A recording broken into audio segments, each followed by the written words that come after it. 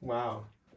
So he was so in love with himself that he basically drowned himself in the lake that she was. Is that?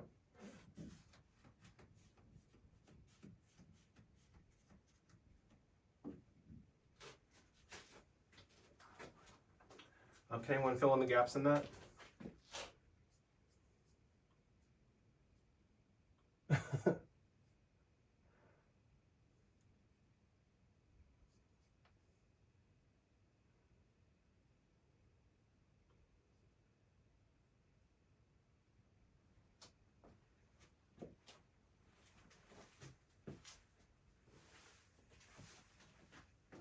God, Greeks, man.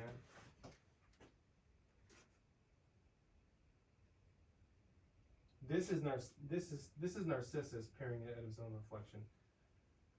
And Echo is the one who's calling for him.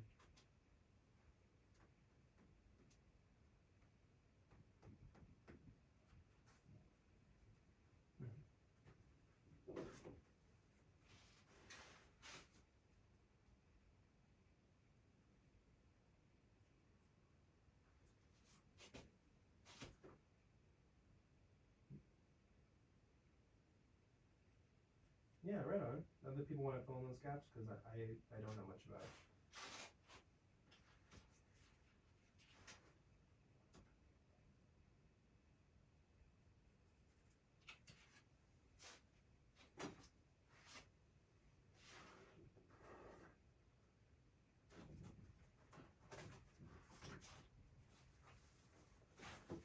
Oh. So are you getting at that it wasn't even his fault?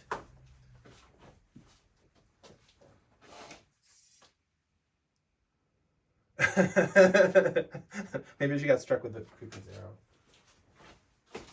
So it sounds like what she's getting at is he was struck by Cupid's arrow and maybe he looked at himself and is that what she's getting at?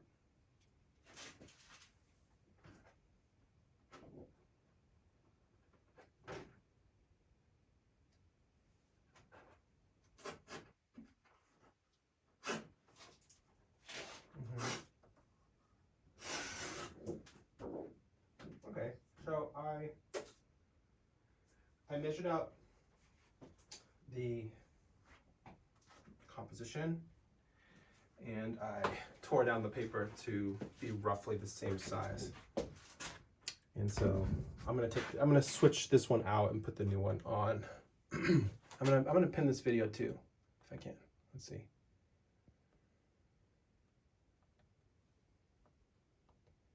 Huh.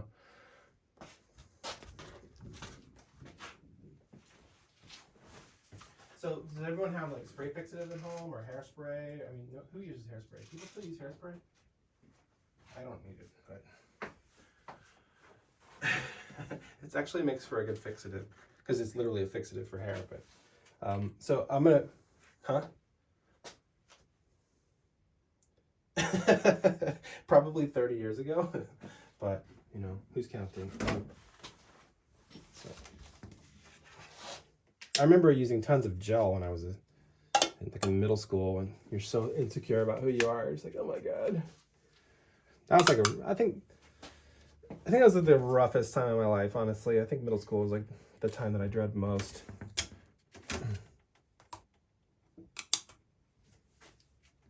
High school was kind of a rough start, but actually got pretty good. I had fun.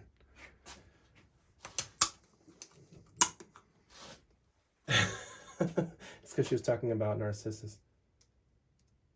Okay, let me get back to Zoom.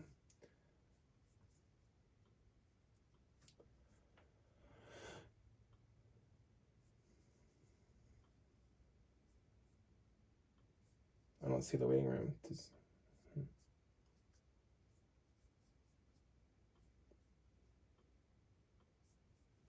Is she in the waiting room now?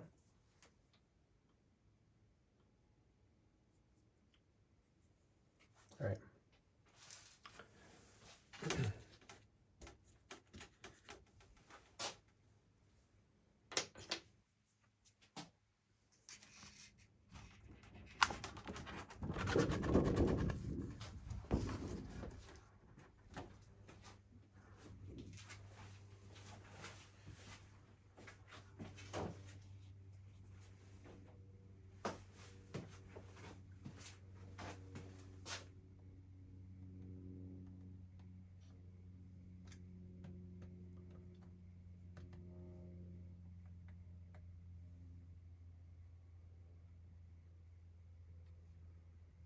this? Pen. Cool.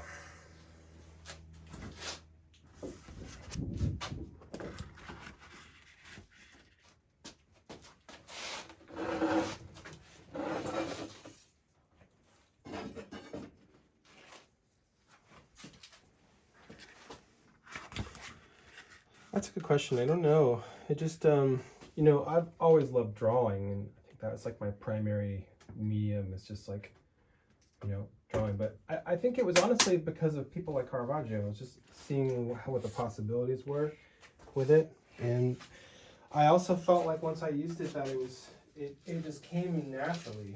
I feel like I intuitively understood it. And I know that isn't everyone's experience, but I painted in acrylic in high school. Like I did a mural on the school wall, and I did a lot of watercolors as a kid. But something about the oils, I just fell in love with it. And I you know, basically as soon as I started, I just completely committed, and like I spent all my time doing it. I spent a ton of time buying, you know, I spent a lot of money buying supplies and reading about it, making mediums. So I was experimenting a lot with making mediums, which was kind of intense. All right. Okay, cool. Thank you. Okay, I'm going to see if I can just situate this camera a little bit better. All right. And then this one too. No, I'm sorry this is so blurry. It's just the nature of the technology. So, any suggestions from you guys that understand this kind of stuff? Oops.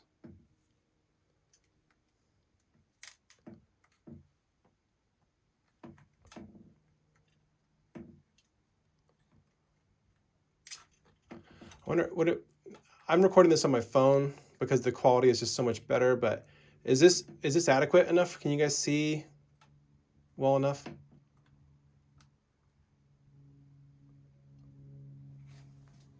I'm sorry about the angle.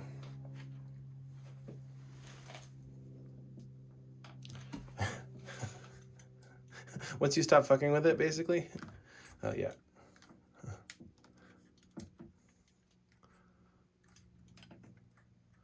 Yeah.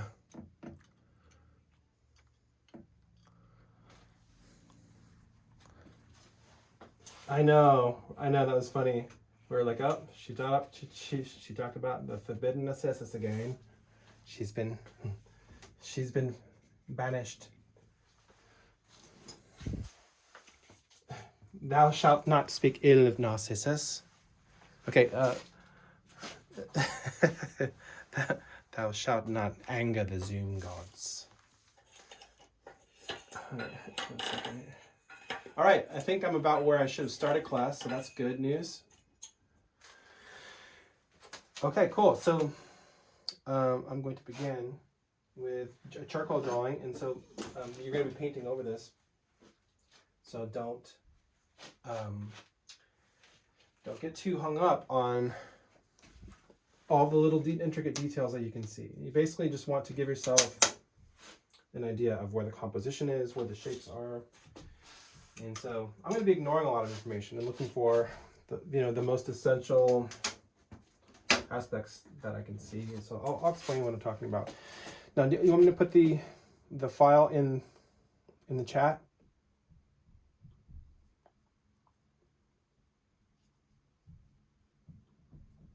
Okay, so you can just open up in your browser window, whatever. And so I've scaled it to be 22 wide, which is the width of the paper, and then it ends up being less than 30, so I just tore it down. And you don't have to do that. If something hangs off the end, I would say put it on the bottom end of it. All right, oh my God, I can't believe it's been 45 minutes. Okay, I'm gonna do my best to just kind of bust this out. So let's see, Caravaggio is on the desktop. No. Narcissus.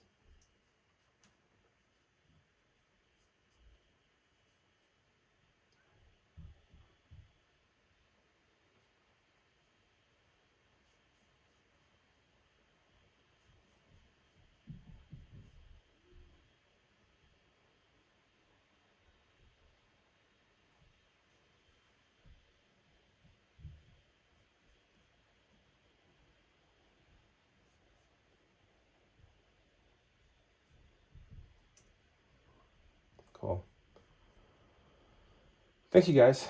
Have a great weekend. I'll see you next week. We've run out of time. Okay, I'm putting the grid on the canvas here. Let me just double check because this seems like it's too small.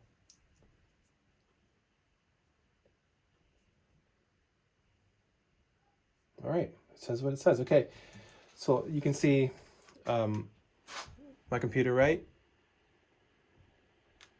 So I'm going to be looking for only where the contours intersect either the vertical lines or the horizontal lines. So I'm going to make a constellation kind of like I did before, and then I'm going to connect the dots and then make a simple schematic. I'm not going to get in and like get into the masses too much, although I will be looking for shapes. Like for example, the shape that the eye or the brow is casting. That's a very useful shape because it's showing me light from shade. So that's my focus. The contours separating the figure from ground, and also separating light from shade once those contours are there. And I'm going to be using really straight, simple line phrasing. Okay, and so I'm just going to do the best I can with this camera in my face. That's all I can do. Okay, let's see. So I usually start with the head, and when I'm evaluating where on this line is this mark, I just think, is it halfway, greater than halfway, or less than halfway? It looks like it's a little bit greater than halfway. And then I'm going to follow around here. So his head intersects the grid around here. And then I'm going to skip this curvature here, and I want to find out where the end point is. And the analogy that I use is kind of like when you jump on the freeway in Los Angeles. You want to know which way generally it's going before you jump on the road, just to know where you're headed. Or like if you're jumping on a subway train or something, you need to know which direction it's going first. So I'm always seeking to kind of find the limits of the shapes that I'm describing, to know where they begin and end, because I use those boundaries or those limits as reference for describing the parts that are more subtle. I'm like reaching around is this okay with you guys? Okay.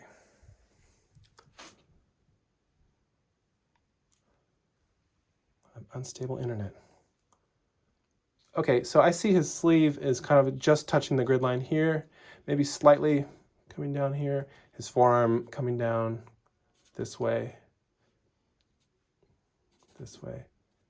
and it's still not halfway. Still not halfway even at the wrist down here.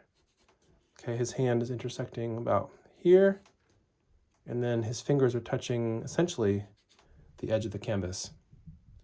This is also the edge of the reflecting pool, the water that he's reflecting in. And so I definitely want to create that edge in the painting too. And because I'll be drawing two figures, him, a Narcissus, and his reflection, I want to make sure that this line is well understood, because it's essentially the plane of reflection. Okay, before I go in that direction, I'm going to keep going at the top of the figure here.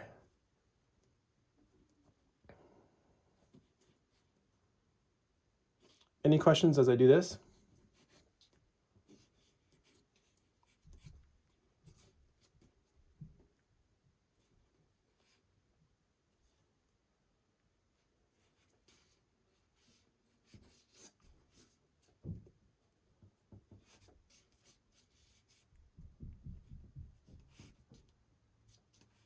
Oops.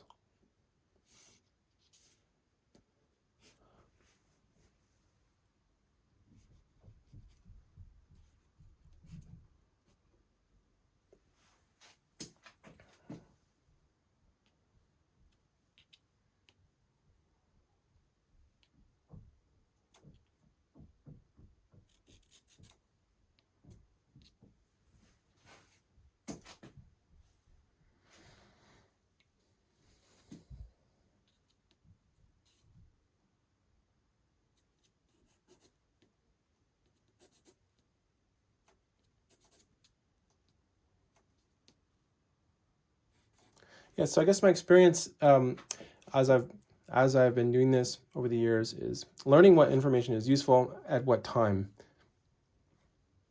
And just because you're not focusing on an element, does not mean you don't intend to later. I just think that I've learned to look for the most information I can get, putting the most visual information in place first that I can get. So I'm looking for the things that are clearest, easiest to see, because once those are in place, they are going to help orient my vision into looking into finer and finer detail. Okay, so I'm looking. Okay, that's wrist.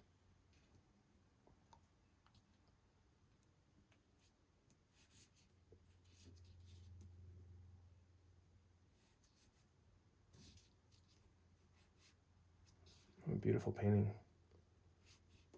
I've never seen this one. I'd love to see it.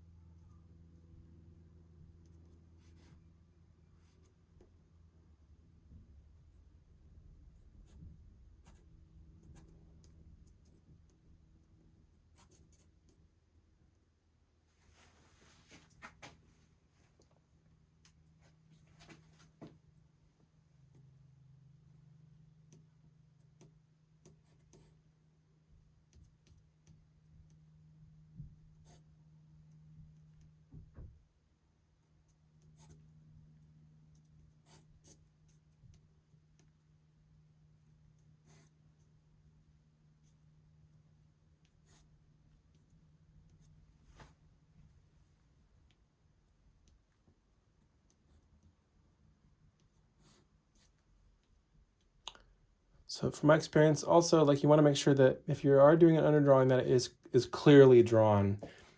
If your lines are really faint, and you cover over it with the brown value, it will kind of hide everything you've done. And so just be sure that when you're making this underdrawing, that it is bold enough for you to see.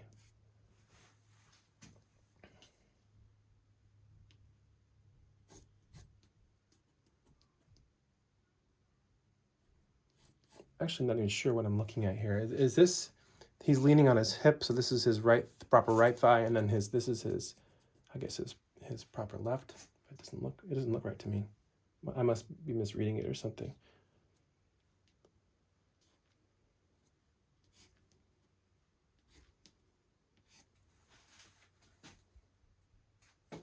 Okay, I'm gonna do a little more on the reflection, and then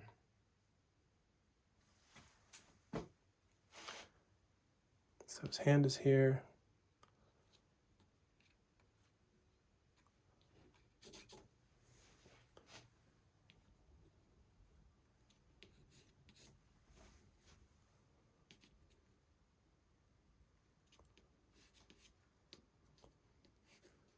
Questions as I work?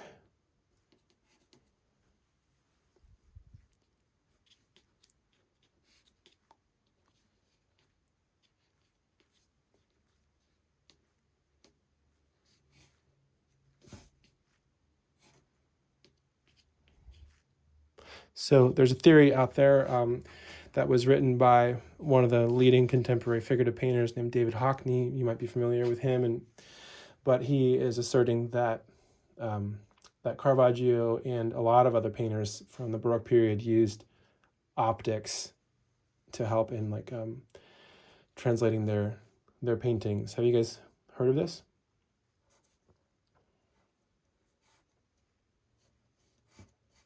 Do you know what optics means?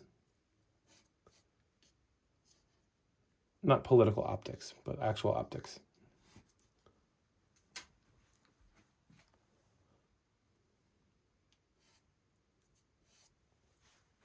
It is about viewing, but it involves mirrors and lenses, essentially. Like, it's just the study of how we see light and how light works. So essentially what this guy's saying is that Caravaggio used a primitive projection technique, and Vermeer used a primitive projection technique called the camera lucida. And camera in Italian, keep in mind, means chamber, or they use it in like the way that we use room, like you know, I left my keys in the camera and in the bedroom. But you know, so when you hear the word camera refers to the chamber that, you know, receives the light, the photosensitive, either a sensor or, you know, photosensitive chemical or whatever on the film. So camera lucida is essentially a way of using mirrors and convex lenses, like almost like a little domed mirror and a domed lens, to use as a projection technique. And they would also use a pinhole camera. And the study of optics is really all there's a gentleman, I think he would be Iraqi if he were born in our century, but his name is Alhazen. He was a mathematician and he studied optics and had a huge impact on the Renaissance thinkers like Da Vinci. And so, you know, Caravaggio, it's very likely that he used a projection of some sort, which would actually make sense why the paintings are so tenebristic. So tenebrism is essentially extremely light, extremely shadow, right? Chiaroscuro is about tenebrism. And so there's a huge uproar because you can imagine that everyone wants to think of the artist as being like, you know, a technical genius and not like not open to like the convenience of using a projection or something in their painting. Because I think maybe they think it cheapens the artwork or something, or maybe they think it's cheating. What do you guys think about the use of projection in painting?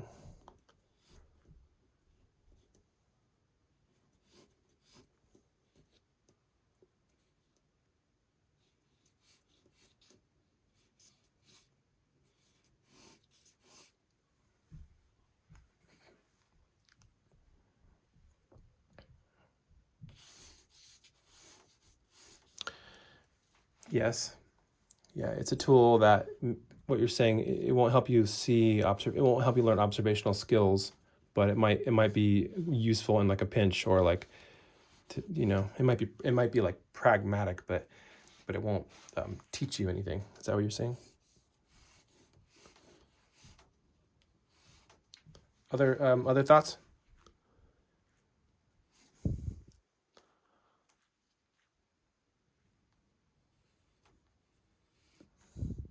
Yes. Do you think that those people without skills can get away with it by using projection?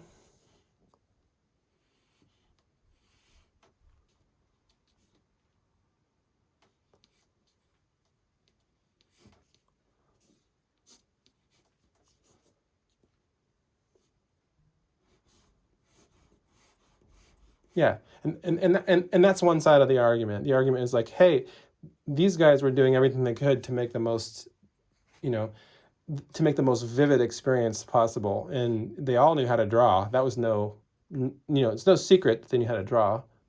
So what's the difference? You know, like what's the point of like like being, you know, calling it like cheating or something? Then there are other people who are like, hey, like an artist should know how to, you know, do this on their own, and you know, like there's a real debate about it. And so I also think that because of the stigma that is cheating of some kind, like museums don't want this stuff to kind of shatter the illusion of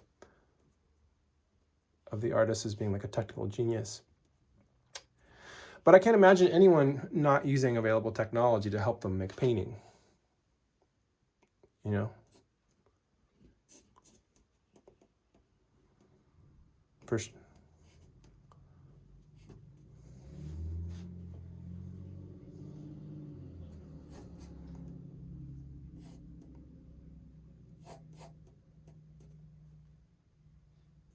right. Yeah. Yeah, I mean, it takes monumental skill to make a Caravaggio painting, even if you projected it. And this is, I think, part of the problem is those. I think it is something that I think artists can rely too heavily on. You know, it can be like a technical crutch where, you know, you find out a trick that works and you might get a lot of likes or something. So you're like, oh my God, well, why am I going to spend the time projecting it? I mean, drawing it, when I can just project it and get a better feedback. So I think that the temptation is there. But the trick is for people who don't know how to draw and they use it, they know that their painting or drawing is never going to be as accurate as when it started. And so they are like very scared of losing that projected image, or they just feel insecure about losing it. And I don't want to paint that way. I just don't like, I want to be secure in my skills and my observation skills to have the freedom to change things around however I want and not be beholden to a laborious underdrawing.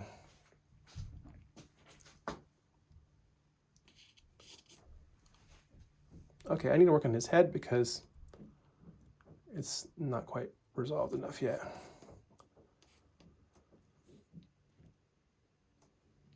Is this method of using the grid pretty clear to you guys?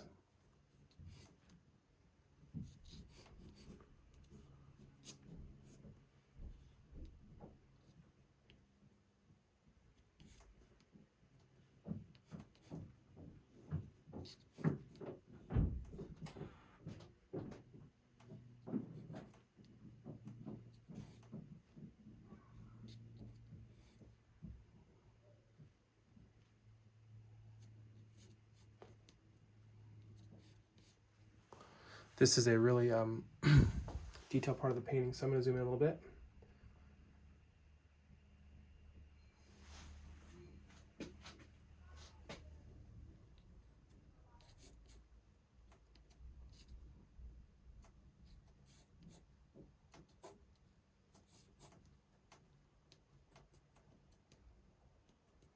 So the hard parts for me are finding what's happening inside these squares. And so I'm trying to get as much information as I can so that I can locate myself within this unknown region here. So looking at distances between the grid and the shape is really helpful. And the way that they say Caravaggio used projection it's really fascinating because they say that he just like scratched with the back of the brush into a wet paint. So maybe he had a wet Imprimatura and had the projection literally on the canvas and just went around with brushes just indicating marks with the back of the brush, scratching like lines and contours into the wet paint. So that only he knew where they were, and only he knew like he could see them from the side view, for example. It's kind of fascinating.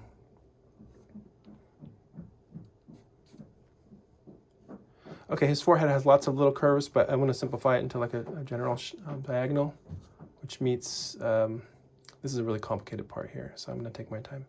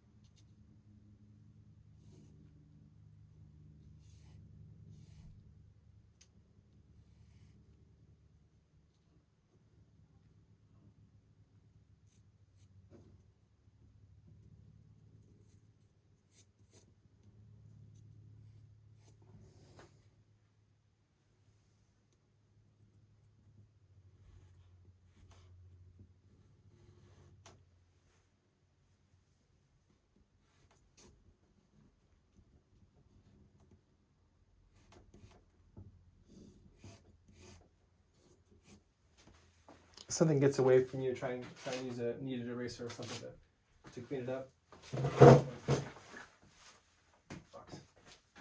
Any questions while I'm working?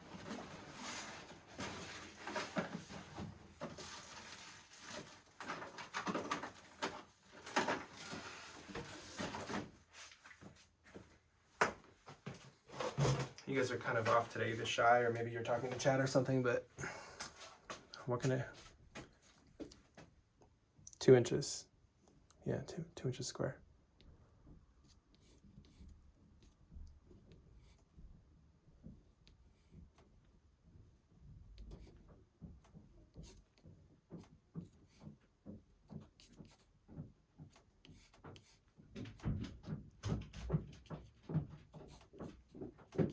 What do you guys think about the idea of having other people make your paintings for you, professionally speaking? Well, just the notion of authorship in contemporary art, anyway, is completely kind of blown out of the water. Where, you know, you could have a wealthy investor purchase a crew of artists with art degrees that have skills, and like he could have them take professional photographs of models and have them make the paintings professionally, you know, painting them like an old master, and then selling them under his or her name as his own or her own artwork. And unfortunately, I think it is, you know, and whatever, sometimes these people are employing tons and tons of artists to do their work.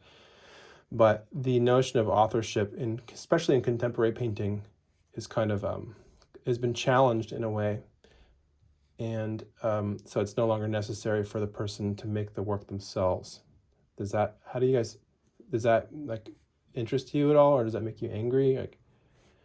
Like if you could get a job when you get out of Fullerton working for an artist who did that, and you were one of their painters or drawers or whatever, would you take that job?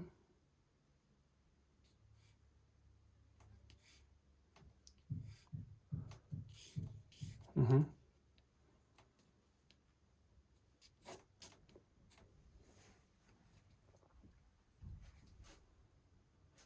Mm-hmm.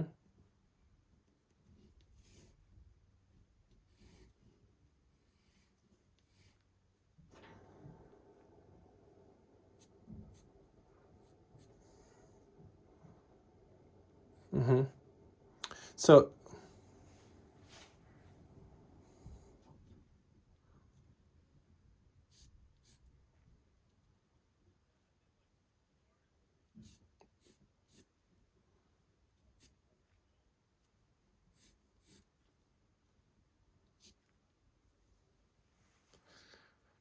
yeah, so you see it as like plagiarism. But what if it's something that nobody would have thought of on their own? Like, what if it's an idea that's really conceptual, and that the artist's work is all about concept?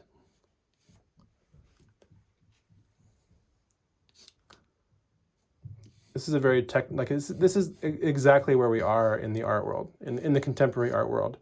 There's just the notion of post studio that, and you know, one of the founding fathers of conceptual art in Los Angeles. He just died recently, but he was my teacher in grad school, and he would always say like, "Oh, talent is cheap. Like you hire the artists to do your job for you, and then you know talent's cheap. They're a dime a dozen." And I used to get so offended by that because it's just a very privileged point of view to think that, oh, I can just hire the person to make the technique that I lack, you know, to bring out the qualities of that I want in my work. And because I'm so personally invested, I felt like, oh God, what an arrogant thing to say, you know? Someone who works so long on developing skill to like exploit them, you know, like a laborer to be exploited. To me, that really rubbed me wrong.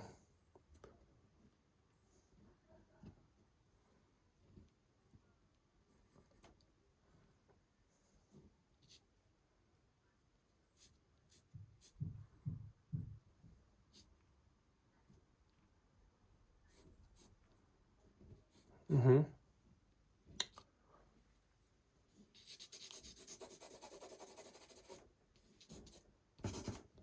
Mm-hmm.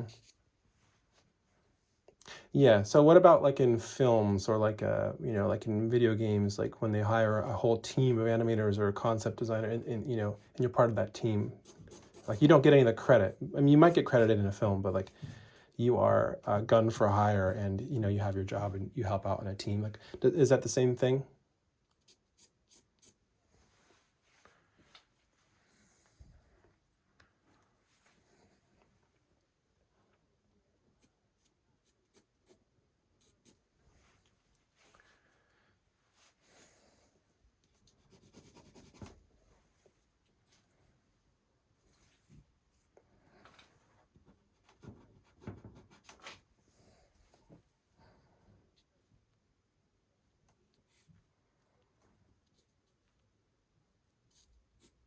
Right.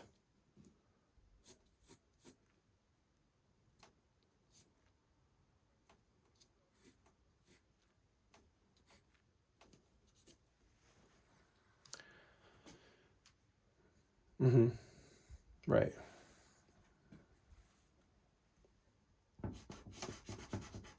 Right. Right. Right.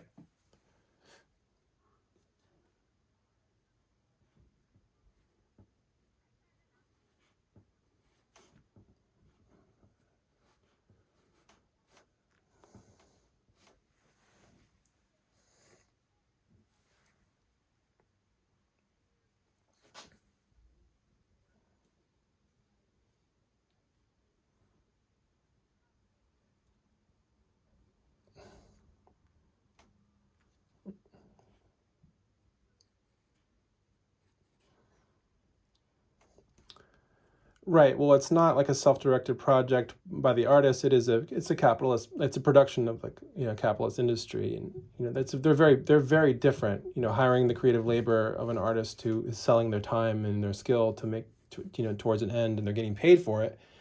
They're making a wage, and maybe they're making a good wage. Maybe they're getting healthcare and their families are set and everything. But so it's a little bit different than like a collaboration where you share equally in the benefits and you also are responsible for the work, right?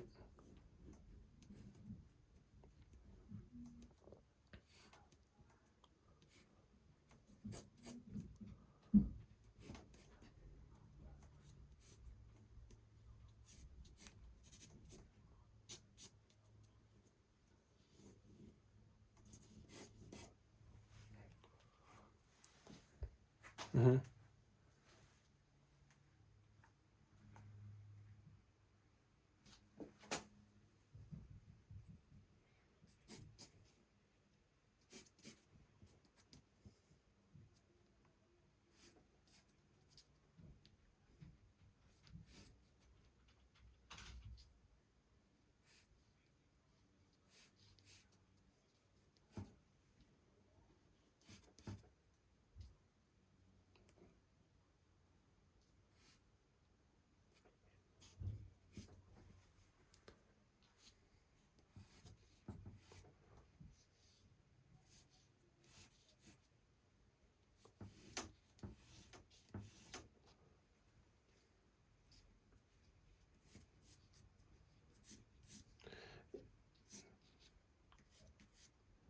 Yeah, and I mean, I'm completely with you, and I do think that artists have to make concessions because, you know, of the challenges of the world we live in, and like trying to get by. Like if you knew you could get a job doing something and using the talents that you had, even if it meant like foregoing a little bit of dignity, or maybe bending a little bit of, like being flexible with that kind of stuff, because let's face it, like people need work, um, and you want to you want to get work, you want to compete. So I'm with you 100%, and I think that the real world is full of examples like this, and you guys are going to figure that out as you get out there, and you have to decide for yourselves like how far you're willing to bend on those kinds of issues, because you know um, there's lots of opportunities, because like you said, it is really difficult, and if you have the skills to do it, that's a marketable skill. And that was another problem I had with this artist, is that this dude is teaching in a reputable school where students are spending thousands and hundreds of thousands of dollars to get their master's degrees. And to think that they're going to go out into the world and everyone's going to get a gallery and everyone's going to become famous and everyone's going to be able to afford to hire a studio assistant, it's just like, that's just not how it works. People that graduate with, $100,000 worth of debt are most likely going to get a job working for a museum or for another artist. And so the skill sets they have is really their only capital. It's like the only thing they have to market, you know, if you don't have the privilege of like getting into a gallery or having the doors open for you. So I think it's I felt like it was I like kind of with the last person speaking, I don't know who that was, but I felt like it was very like disrespectful and very unaware of like the class issues of working with art.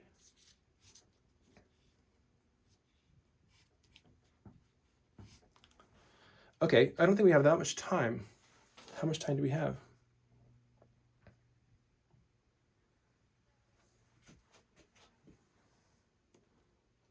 Okay. Okay, I think that's probably okay. I'm just gonna do a little bit more work. Now, I suggest that you bring this drawing up as clear as you can. I mean, especially in, like I said, the delineation of light and shadow and the contours. So take your time rendering, don't render shading, but if you want to, you can, but you don't have to. Like you can take a softer charcoal and just like block in the lights and darks. In fact, I can show you how I would do that if you guys are interested.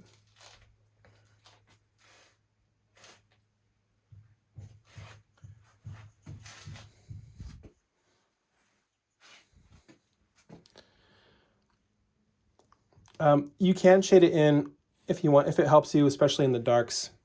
But I'm just going to keep it more linear, I think, right now, just because I think I want to make sure I'm being specific. So this drawing is to help you in translating the composition. Once it's covered in brown paint, you're going to begin painting directly into it with the whites, with the lights. And so you want to have a good idea of where those lights belong.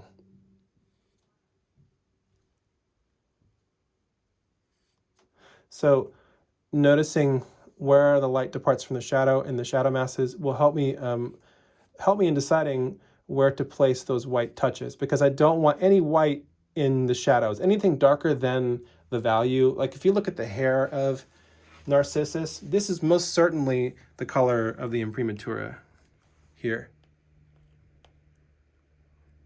So think value-wise, anything darker than this should just remain brown. That includes the shadows and includes the light, the darker halftones.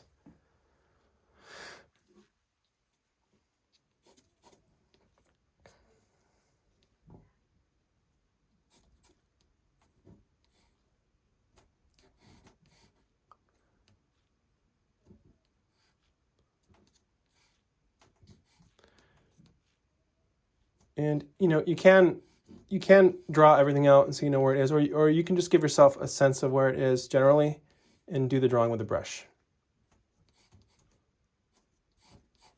So after we cover this with a brown color, I'm going to refine the drawing a little bit, and then I'll just begin breaking down the light and shadow. I think I need to take a break to help my wife very soon, and so are you guys okay if I take a little break? Okay.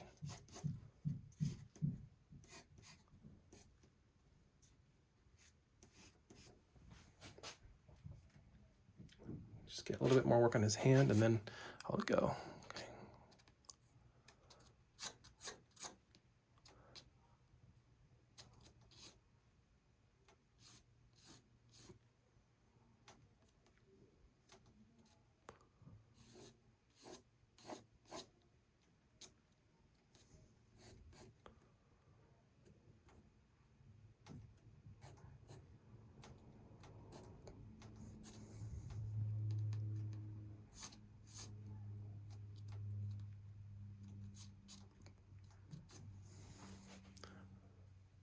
This is so awkward, like reaching around multiple cameras. Okay, okay, cool. I think this is enough to start. I'm gonna just quickly make a couple more marks and then I'll take a quick break. And I think I'm starting to warm up now. Sometimes it takes you a little bit of time to warm up. So you might want to make a quick drawing just on a piece of paper. Just scribble out all the rust.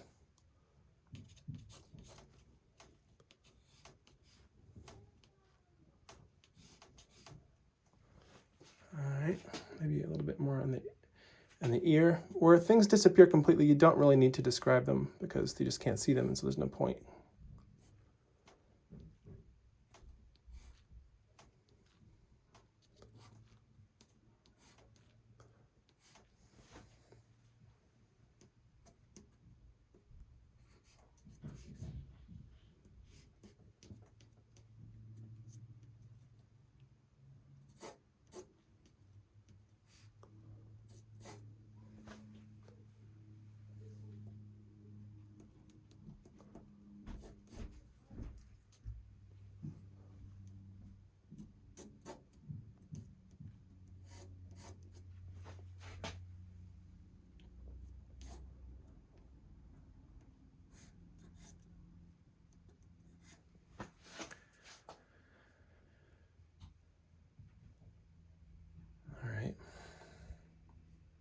So I'll be back in 10 minutes, okay?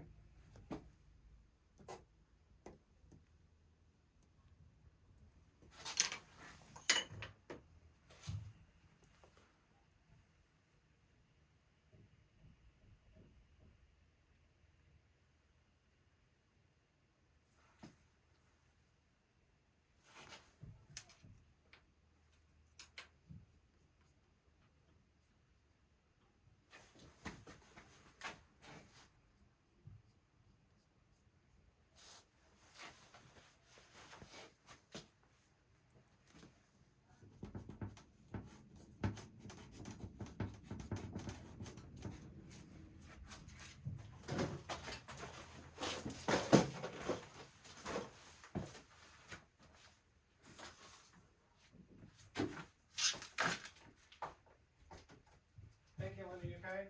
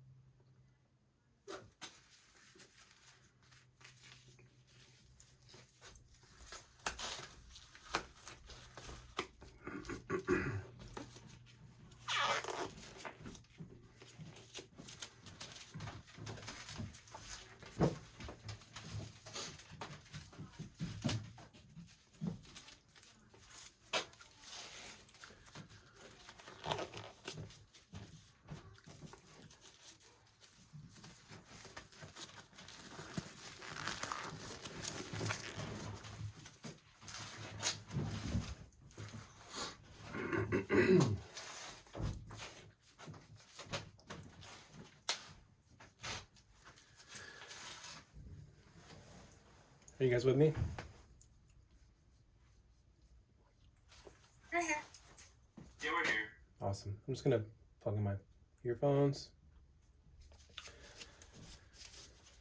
Okay.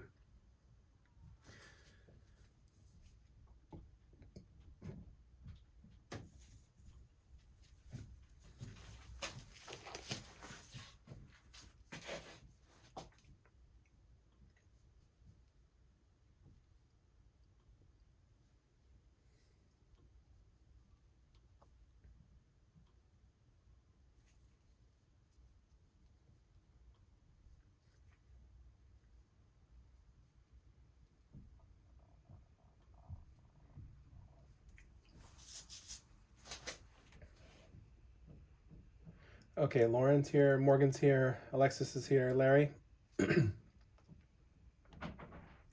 Jennifer.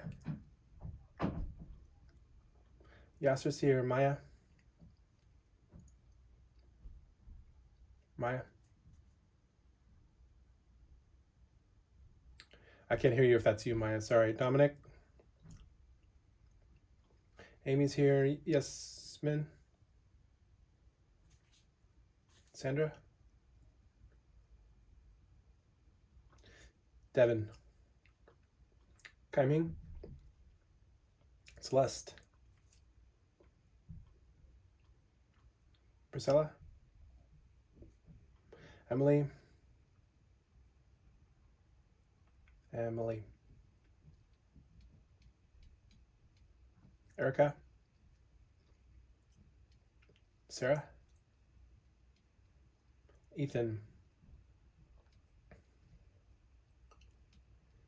Angelina is here. I believe Angelina. Okay, Alexis, are you here? Sorry. Okay, cool, I got you. And then David. You made it. Summer. Okay, cool. All right, so basically I might just use what I have from last class to paint. I just mixed, I'll show you my messy palette, but I mixed the impasto medium, which is all used up, but here's a little bit more of it here. I mixed some black and some cadmium orange to get this kind of rich reddish brown color here. Sorry, this is kind of gnarly looking, but. And I also mixed some of the chalk with the white to make it just slightly less powerful. I basically cut the opacity of the white in half by mixing it with equal parts chalk medium. So you don't have to use this step. You can just use oil to thin something out. If you want to add a little bit of ochre to the color too to make it less red, you can add a little bit of ochre to the brown. Or you can just use raw umber. Okay, so you know your charcoal drawing is liable to get smudged, and it's gonna basically get destroyed if you don't spray fix that down first. So I've just got some shellac mixed with alcohol here. It's you can probably buy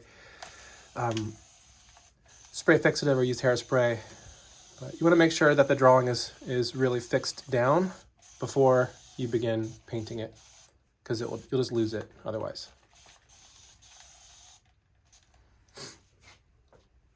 No, it shouldn't. It's just a little bit of fixative to keep the chalk in one place, you know.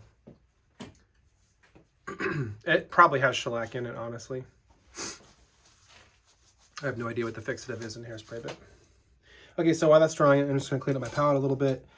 And once the alcohol and the shellac is evaporated, I'm going to coat it with a little bit of solvent and a little bit of oil, just to make it a little bit easier to paint on because the paper is so dry.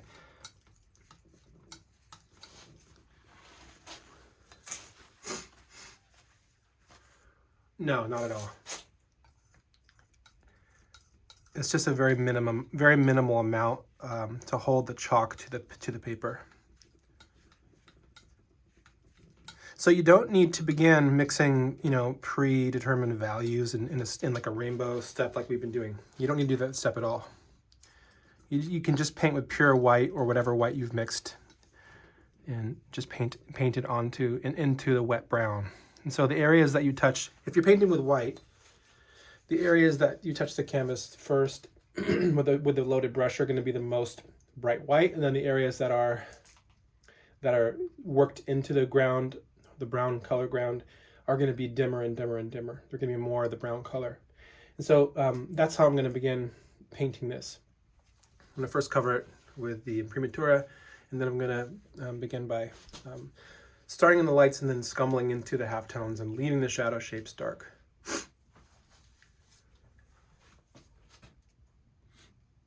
So don't add any white into your Imprimatura, and don't add any black into it either. Just let it be whatever brown color you've mixed.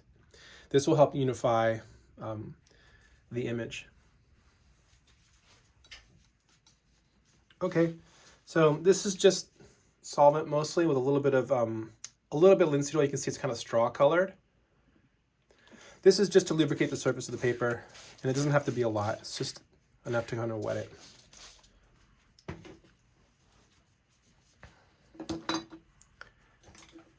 And if you don't mind working on the paper as it is, then just avoid that step.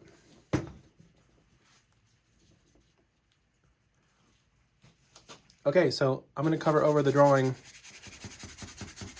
and I'm going to cover it that is as thin as we'll possibly cover it evenly. So kind of like scrubbing it over the surface.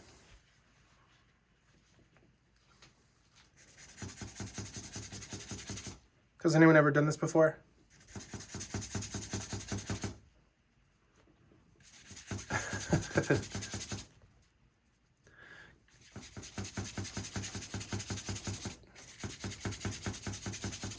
Has anyone ever used this method in digital painting? Of just like beginning with like a halftone. Yeah. Yeah, I think it's really helpful. It's helpful in organizing the tones and into light and shade. Now it looks like his umber or whatever is a little bit warmer than this, is a little bit cool. Like it's more, mine has more black in proportion, so it's making it a little bit more, a little bit cooler. I might actually avoid painting the bottom of this canvas because one, you can't see it, and two, I like to work out his reflection a little bit. Make sure you can see this okay. It looks really blurry for me. Is it blurry for you guys as well? If I stop moving it, it's fine.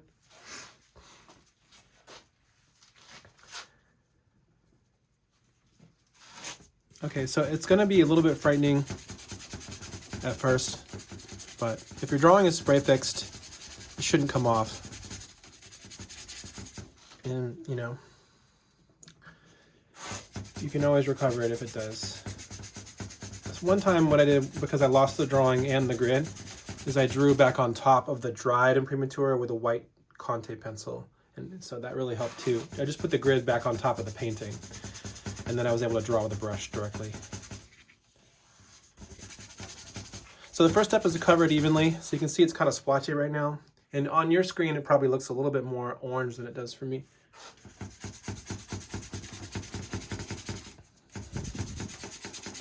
So keep in mind that this is a technique that, it's a historic technique, but you can use any color you want in the future. Like if for your own purposes, like you could tone your canvas with a pink or something. You could do violet or purple or green, whatever. It just is a color that affects, it just unifies the painting under a common color.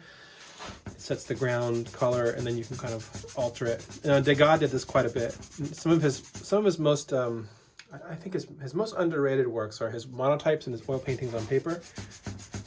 They look very contemporary. Like he used like a mint green as a ground, and he'd draw right on top of it with black and white, and like drawing the dancers and things like that. If you haven't seen Degas' works on his paintings on paper, they're really fantastic.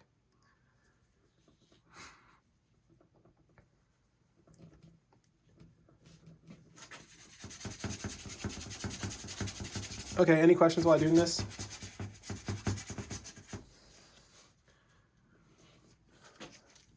This is a flat number 5. And I should probably be using a larger brush, but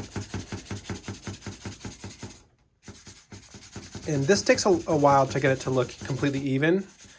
So the first step for me is just putting enough paint down, and then you can take your time with a larger brush and just like a clean brush and a little bit of, you know, like what I would do is put the paint down, you can come back in with a larger brush and a paper towel.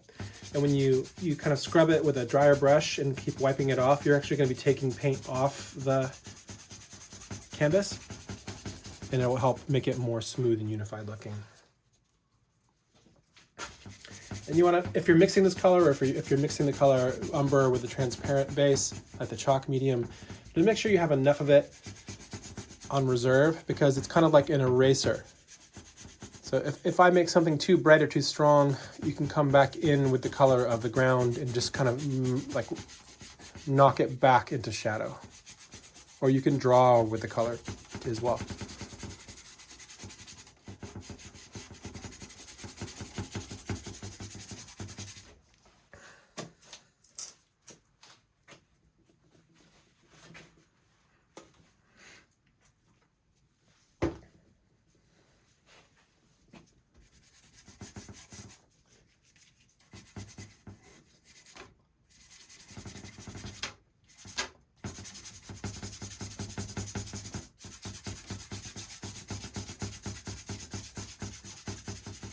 This General's pencil that I used to draw with is actually really nice because it's sharp lines and I can see them pretty well. I used Vine Charcoal on Monday, and it was a little bit more difficult. I love Vine Charcoal, but for this purpose, I think the General's charcoal pencil worked best.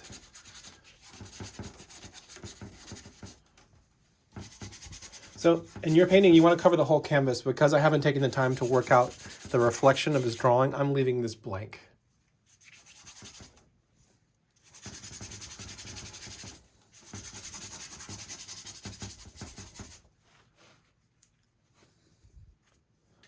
I've seen people do this where they take color if they want to distribute it.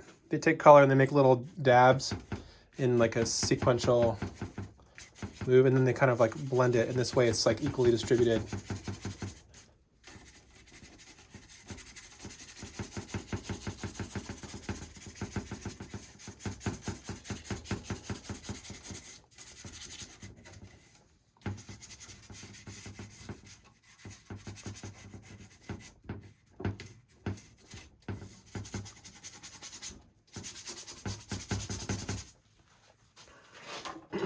Okay, any questions while I'm doing this?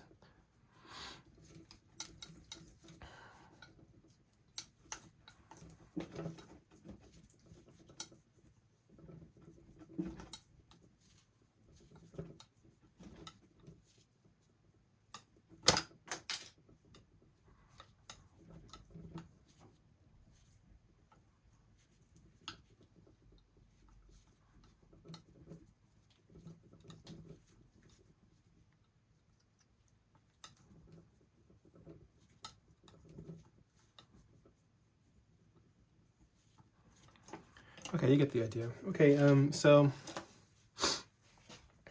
again, if I were taking my time to make this more uniform, I would just take a drier, larger brush, and I'd have a paper towel in your hand, and you can just like kind of blur or work the tone into the paper, and if you want to wipe it off, you can wipe it off. This will make it even thinner. This will help you see the underdrawing a little bit better. Notice that I'm kind of wagging in a direction.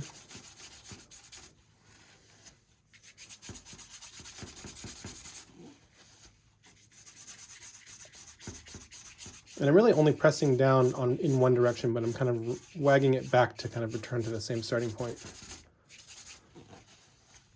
Can you see him there coming through? So the more you work this, the more even it's going to be. But honestly, it doesn't really make that much difference. In fact, it can be pretty gestural if you like that effect. The one that I did earlier this week had a pretty gestural underpainting. So when you're working in layers, you want to make the layers thin though. So just keep that in mind. And you're going to be building them up slowly.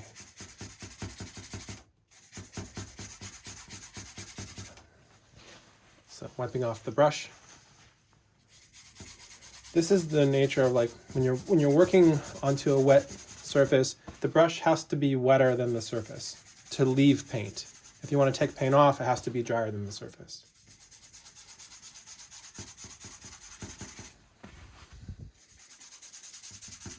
If you hold the paintbrush further back, you get more leverage. You reach further with your strokes. Okay, this is probably a little bit more than I would normally do, but I'm just showing you guys how to do it.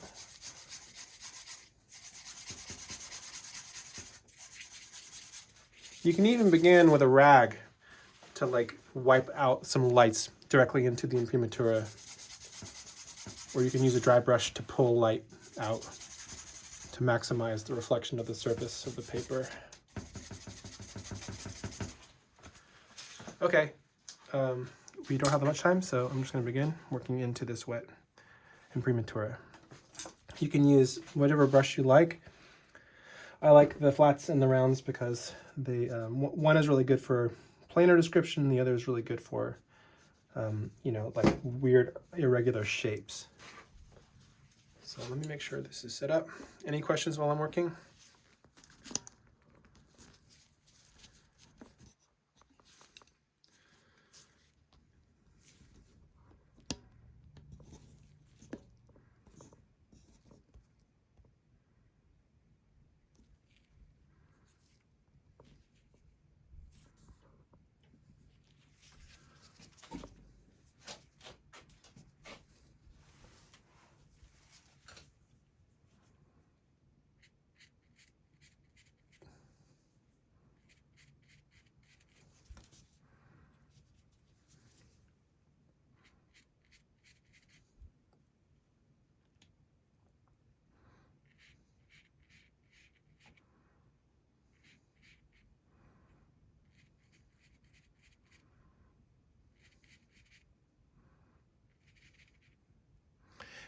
Yes, and this is my experience. Sometimes it takes a number of tries to get the shape of the brush strokes you want. And you want to use the biggest brush physically possible. And the more skillful the painter, the bigger the brushes they can use to do the job. But they just have a greater awareness of what that takes. So one second. I need to plug in my computer. But yeah, so sometimes when I think about Yasser is that you can only control one edge at a time. You know what I mean?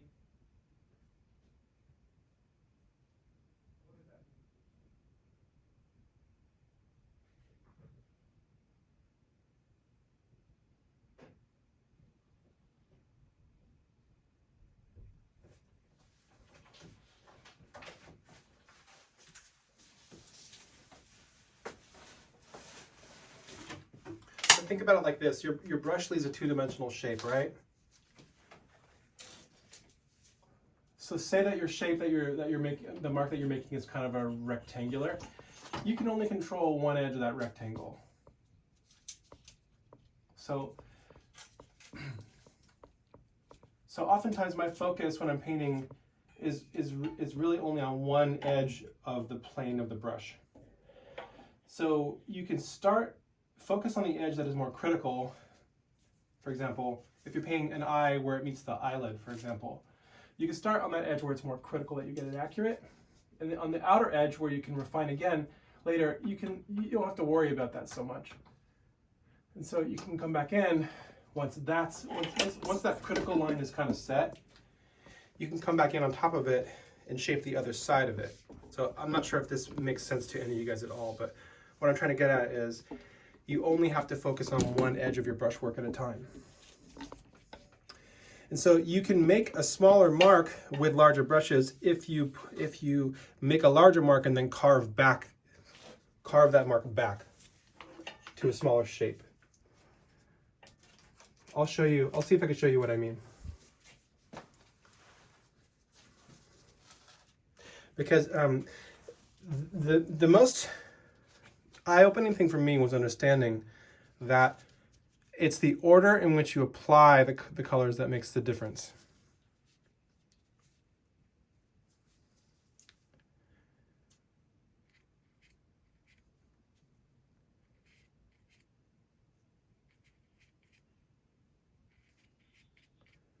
And we're going to be doing coursework that is specifically on painting the heads. And so we're going to get practice on painting features and stuff like that as well.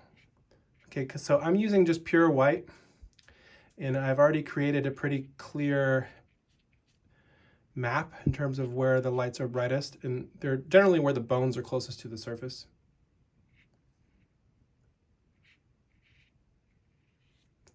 And the more pressure which you've put the brushwork down, the brighter it's going to be if you're using white as your color like me.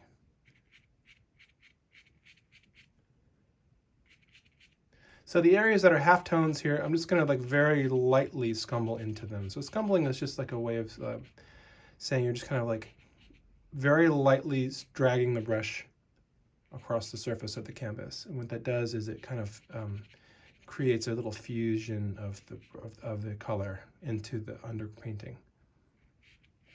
So it either can create like a texture where you're catching the surface of the canvas, or it can just mean that you're kind of like scrubbing the tone into to make sure that kind of blends in. So in other words, the brush I'm using right now is full of white paint. It is a transparent white, but if I press harder and I touch it there first with a loaded brush, it will deposit a bright shape.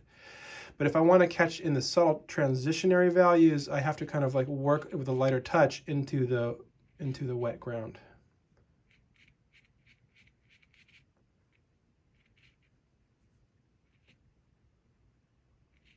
So the first step is separating light from shadow.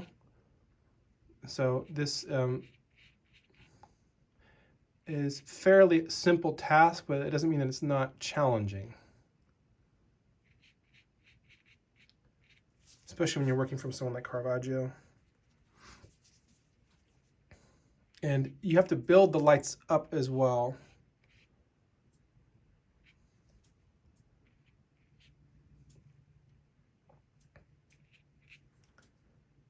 And remember that the notion of underpainting is about creating a reflective surface, which you lay transparent color on top. And that light reflects, that light shines through that transparent layer. And so the brighter the underlayer is, the more it's going to show you the color of what you're laying on top. So if I want his face to be bright green, it'll be brightest green where that color white is underneath. Are you guys with me?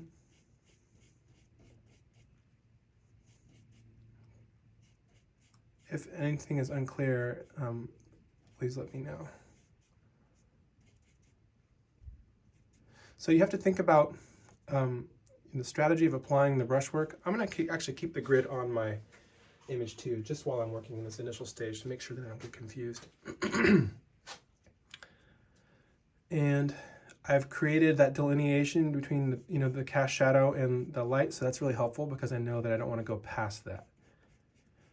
When you map out the shadows, that gives you a framework or map to work inside. And while someone asked me, do you need to complete the whole painting while it's still wet? No, but it's helpful, especially if you're laying in gradations, it's helpful to work while the paint is wet. So you can focus in on an area of the portrait and leave the rest undone and just really work up the gradations, like really carefully working it together, like flowing it around. Try and get this kind of reflection that you're seeing in the original, meaning try and get the brightness in the shapes that you're seeing them in the original.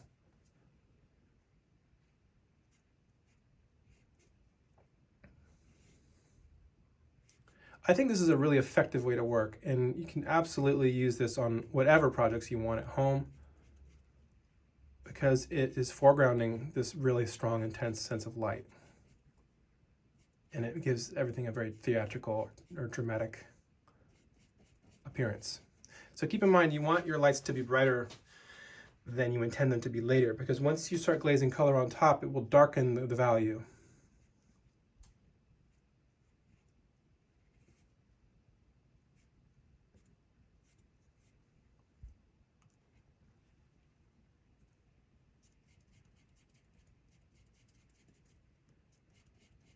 So this is about kind of just walking my way around with the light and distributing the values until the shapes that I'm seeing start to kind of appear. And I'm varying the pressure most of all. I'm really pressing where I want the paint to come out of the brush, and I'm just teasing the paint where I want it to kind of blend into the brown. Now his profile is very like backlit by the light on his shirt. So I want to see if I can come in and describe that.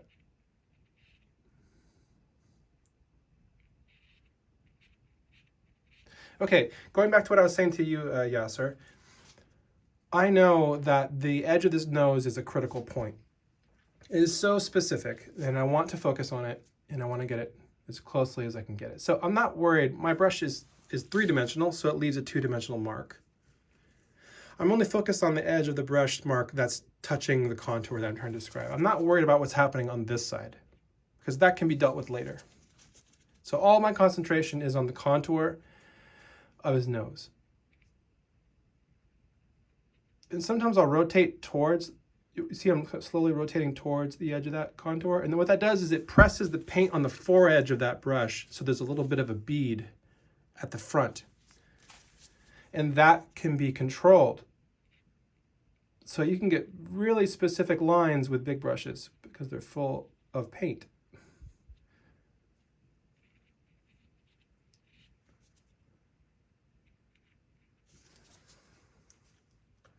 So for example, the light just underneath his septum, like this is such a sharp little shape that I can't make it a sharp shape unless I have a large loaded brush. So you can get in there with a tiny little brush and make lots of little marks, or you can use a pointed conical brush loaded with paint, and you shape the brush in the palette, twirling it around until all the paint is at the tip, like a little dart.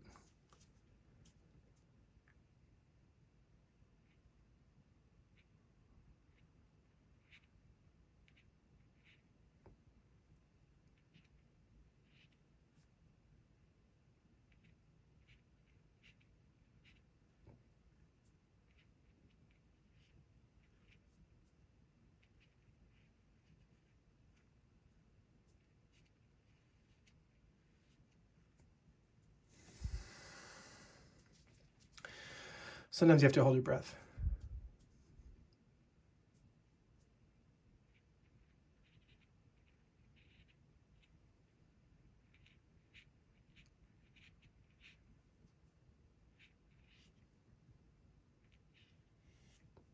Now that this critical edge has kind of been at least approached, I can manage the outside edge.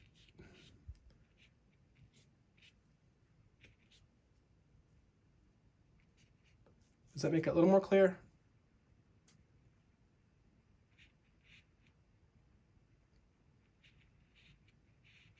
Yeah, sir?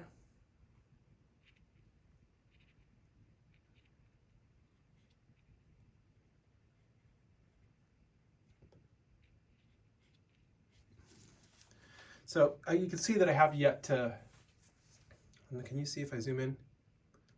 I'm having a hard time just using technology right now, but I wish I could zoom in to show you the surface. So he's probably using a little bit smaller brush, but it's even brighter. So I'm using the negative shape. Now, although it's a positive shape, it's his shirt, it's still his body. Relative to his face, it's a negative shape. So I'm using that to sculpt his nose.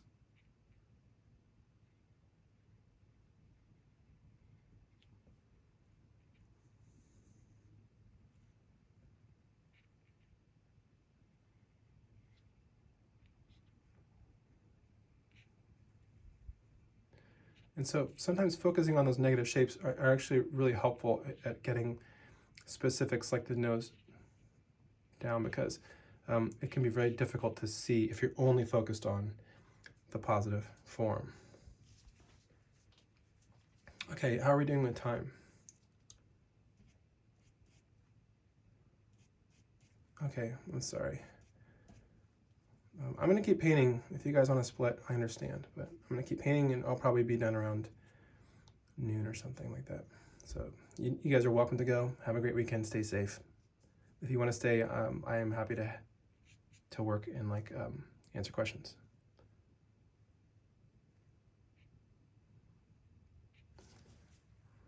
Bye. Is any of this unclear to you guys? Do you guys have enough that you understand to start?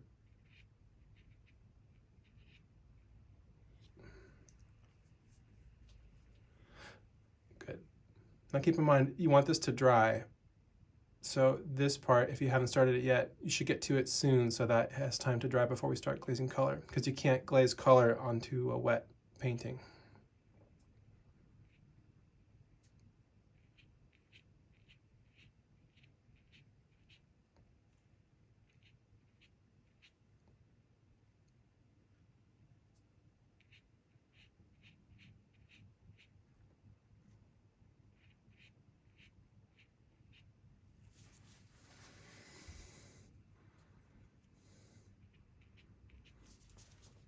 Absolutely.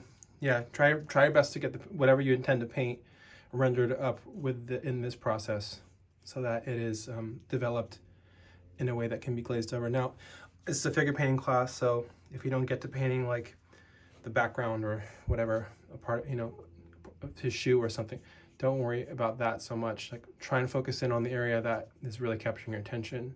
Focus on the one figure that you're working on. Like, my effort may not be so much into like the clothing patterning. Right now, I'm just focusing on where his skin is visible.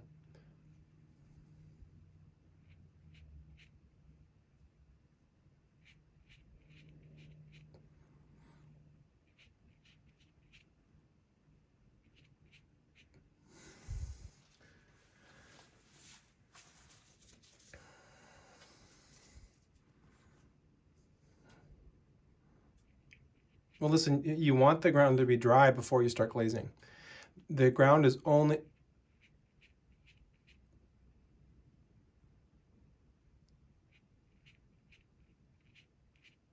Yeah, of course. Now, what you can do is you can done a method like I've done and leave an area blank and just focus on one area at a time. As long as you have enough of the color you're using for, to continue that later. Like, as long as you have the same, more or less, the same color to use, then you can reserve some of that for later. But yes, I will do, to answer your question, yes, I will show you guys how I did that.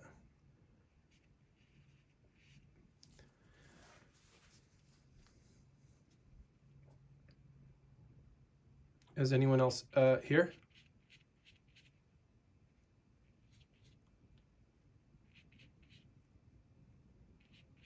Oh, right on. Hello, thanks for sticking around.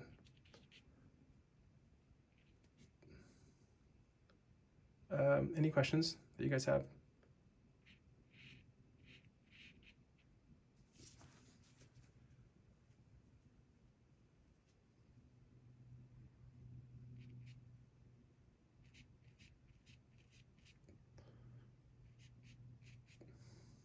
Within reason. Like, I really want to develop the cloth on his shoulders. I'm actually really looking forward to that part.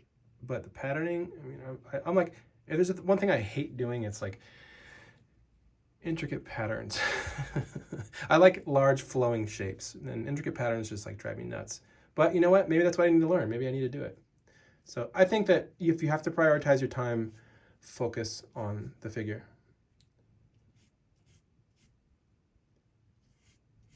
And focus on the most essential parts that you can.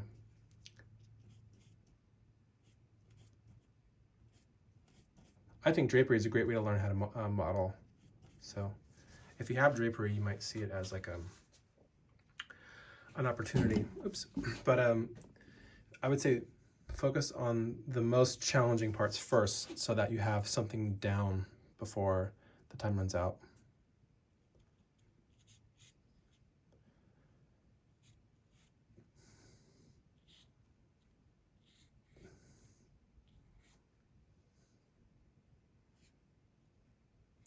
Yeah, I would scrape it off first as much as you can with like a blade, like the method that I taught you before of like just kind of like shaving it. Take as much of the paint off as you can, and then I would let it dry and paint over it.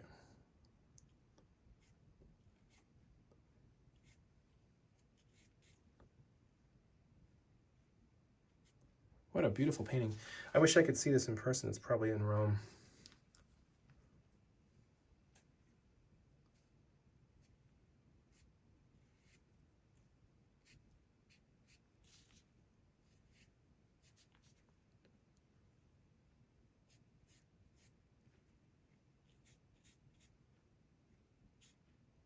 Do you guys feel like you're learning a lot?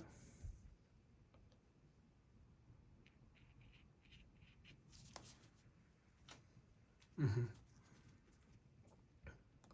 Mm-hmm. And what intimidates you specifically about it?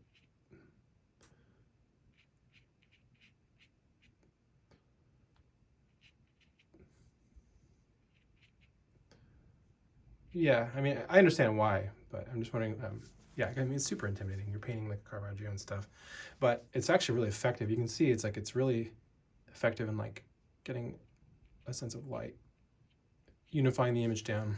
Like it unifies the whole thing. And so the areas that are kind of dimmer here, I want to show you how I'd work into those areas too. And so if I want his colors to be, and his cheek to be bright, there needs to be a lot of white.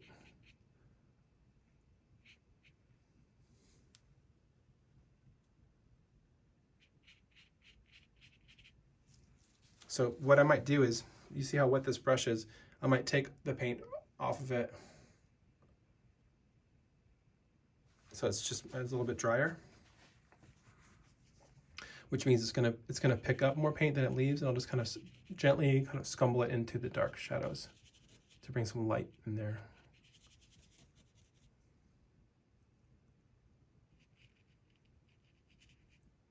So especially a lot of light coming back from his neck. It's bouncing from here into the shadow.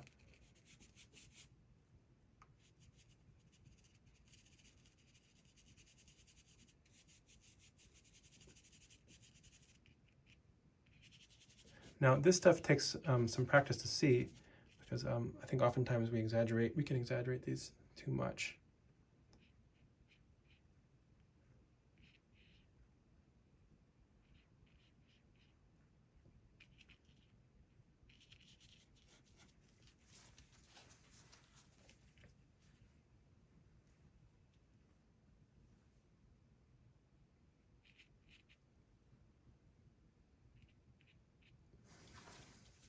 In fact, it might have made more sense for me to do all this modeling inside his face before coming out with this, just chiseling out this sharp thing.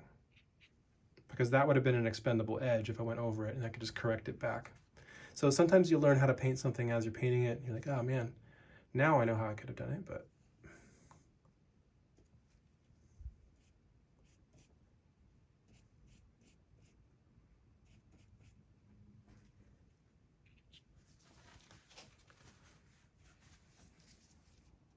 so I'm squinting quite a bit when I look at these shadow masses so I can see their overall shapes.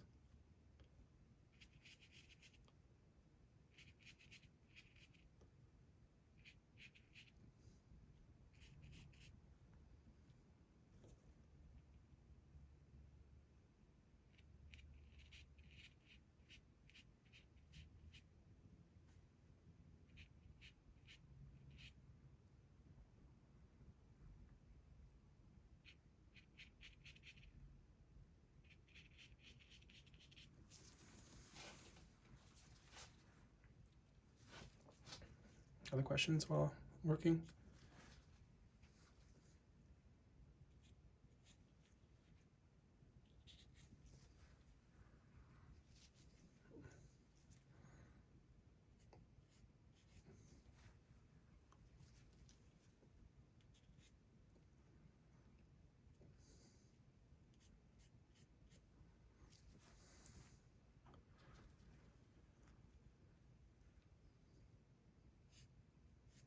Let me see if I understand your question. You're saying when you introduce color, how would you initiate the introduction of color?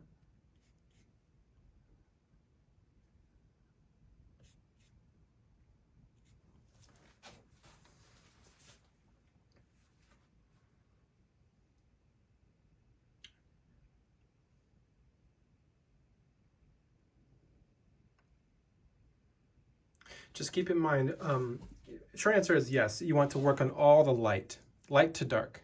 I mean, actually, we're leaving out the shadows completely because this is just the ground. So this is technically like the half tone of the shadow. But yes, essentially we're working just the light, and we're paying attention to the way that the light transitions. That's the focus. And then because basically when I put a transparent color over this, it's going to glow that color wherever the light is shining through it.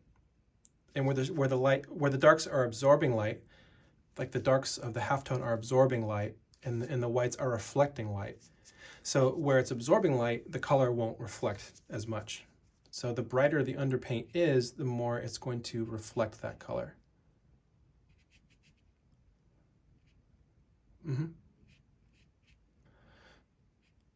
So his lips have red on them. Now the red that you use could be very opaque, and so maybe that was a touch of just pure vermilion.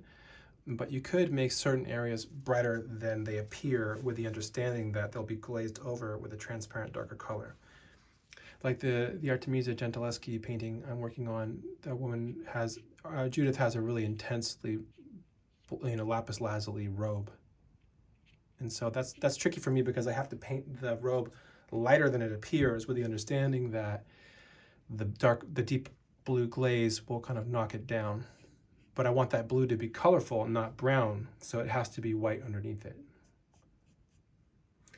I know it's kind of like challenging to think this way because we've been working in a very different way recently, but just try to keep these ideas in mind when you're working.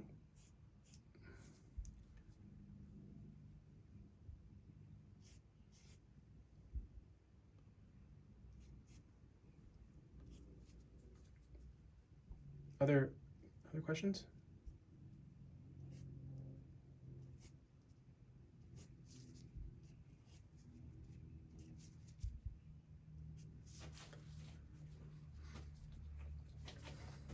Sooner or later, the canvas will start to unify. Like it'll start to make sense. It won't be so broken up.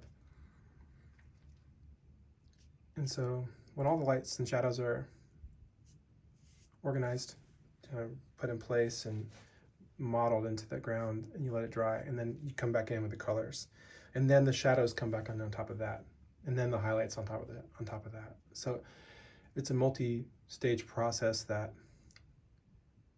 you have to allow it to dry in between. I'm going to loosen up a little bit in the drapery because I just love loose painting, and so you just see how I try to use the brush in a way that describes the form with the least amount of effort.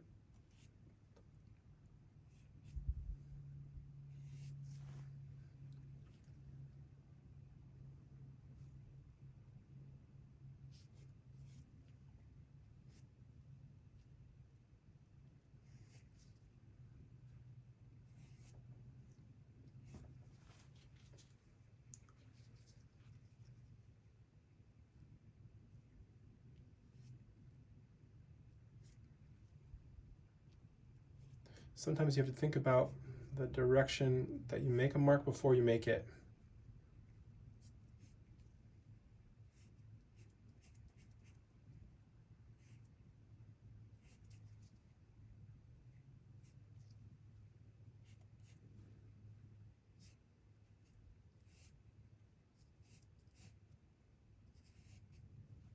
So I'm actually graduating now into the more halftones of this structure, and I'm doing it after I've laid all the thick, bright paint down first, so that it's just a darker value, just slightly.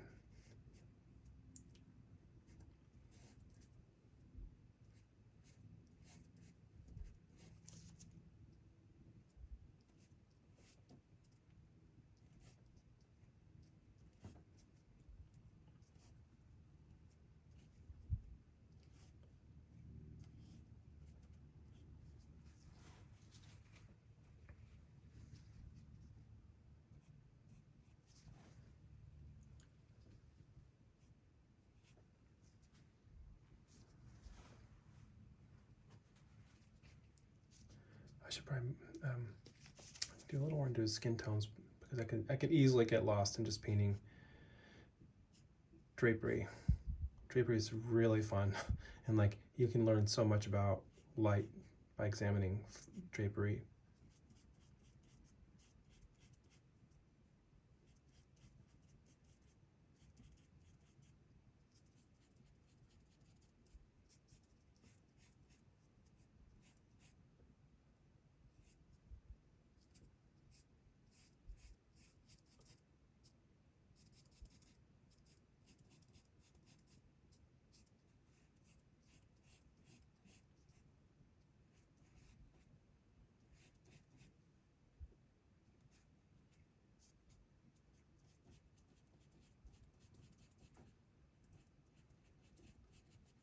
What are the takeaways that you're getting from this class, from this session?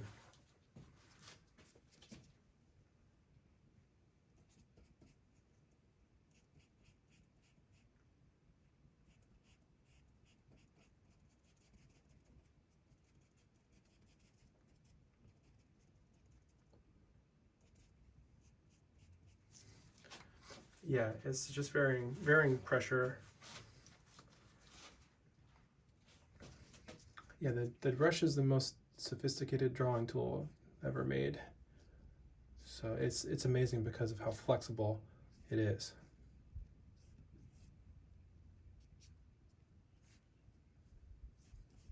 Other takeaways? Is anyone else here?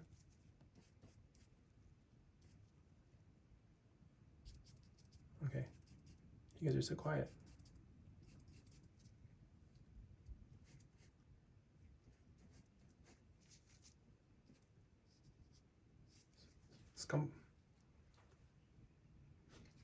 Yeah, scumbling. Scumbling. Yeah, it's a cool word. And my autocorrect always messes it up. And no, I meant to say scumbling.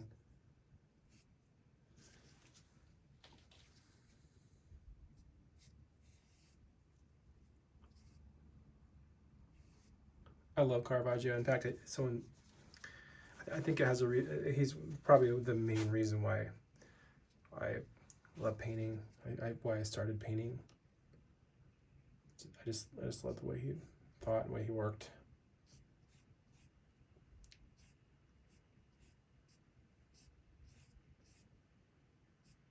And I don't know enough about him. I should really do more research. So I might leave this just blank. Maybe I'll draw the patterning because I can still see the grid, and I should probably just try to unify this a little bit more.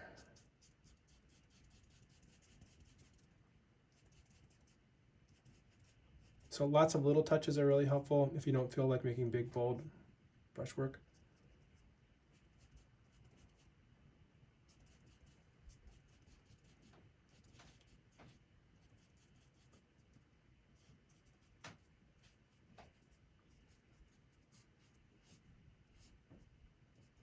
Sometimes the lights are going to take multiple passes to build them up to the intensity that you see.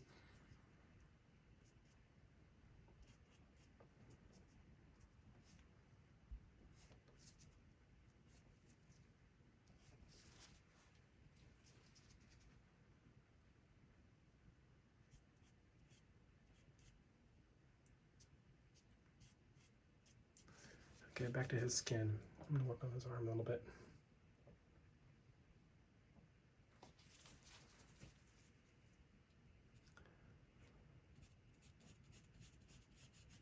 I'm kind of working in a systematic direction of multiple phrasing of the similar directional brushwork, kind of slightly overlapping, starting in the brightest areas and then kind of working down into the halftones.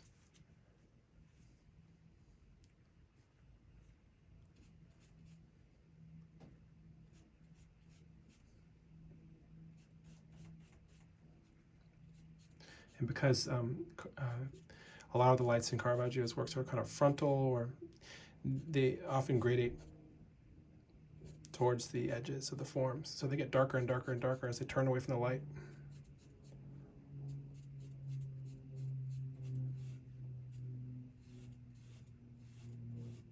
His stuff is so subtle, you can look at it and not understand what you're looking at. You just can look at what he's doing and be like, how is that happening visually? How is he getting that effect? And you can look right at it and not even get it. So he's working very carefully And he's probably getting a lot of great distance from the painting so he can see all the subtle stuff. And you know, this is in this, I mentioned before about spatial frequency. Like, there's information that you can't see up close. It's too subtle, it's too foundational. So you have to make sure you get back to see it.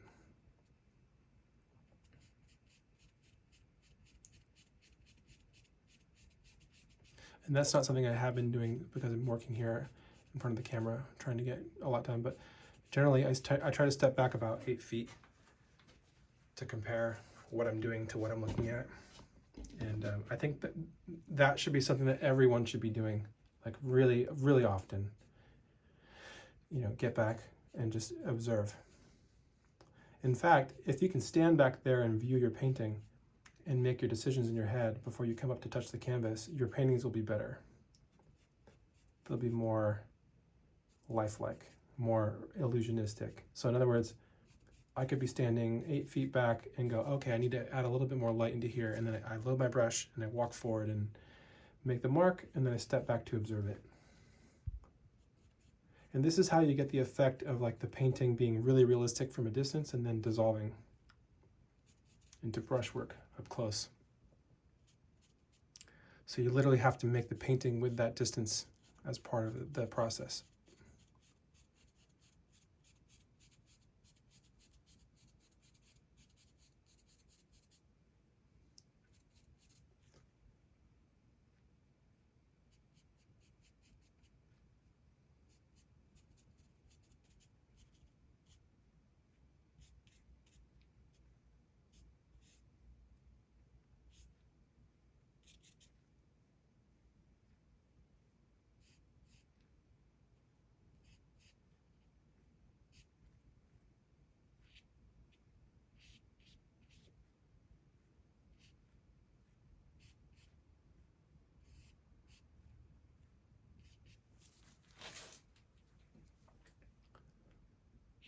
Looks like what he's wearing is like satiny or some kind.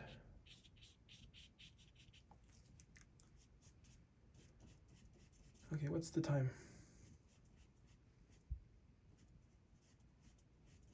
Okay, I got more time if you guys are good. I'm just gonna keep painting.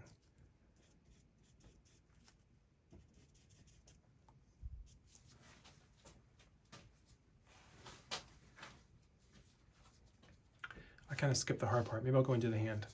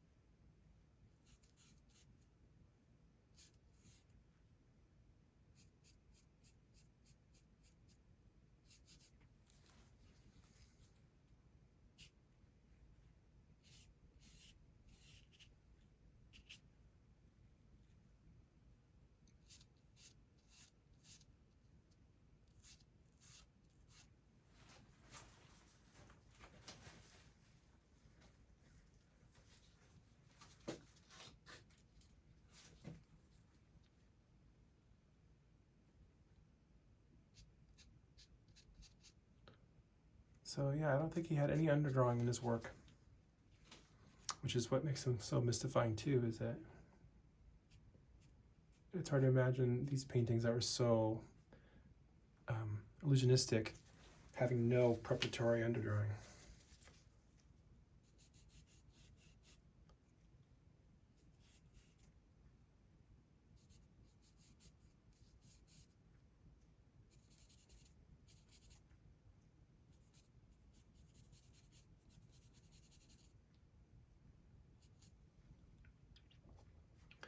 The Venetians actually used this method called verdaccio, where they used, instead of just white, they used earth green and white.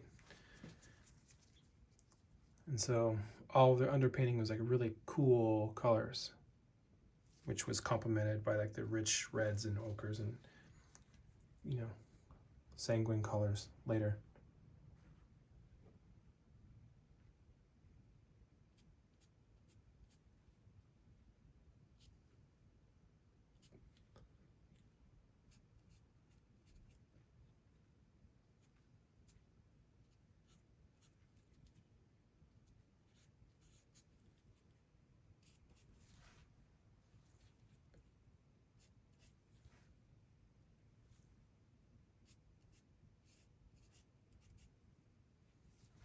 There's a lot of light on his arm, so I need to keep building it up. I'm touching the palette each time, just loading it up with paint.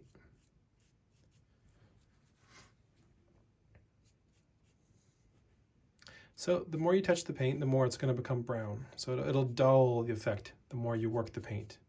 And so that means that you can use it to your advantage. If you don't like the way something's being modeled, you can kind of just work it into the wet ground and blur it out and build it up again.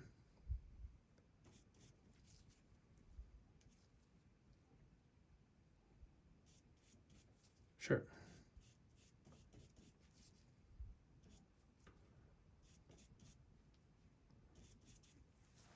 You mean the color that I use for the ground? Yeah, you can. You absolutely can. I ran out of it, so I can't. But I'm not without mixing more. So I definitely think that you guys should be, do a little bit of work to kind of like shape the contours and the colors. Just shape them out with working from both sides. So it's not only going to be additive with white, it'll also be additive with the same color that you use for the ground.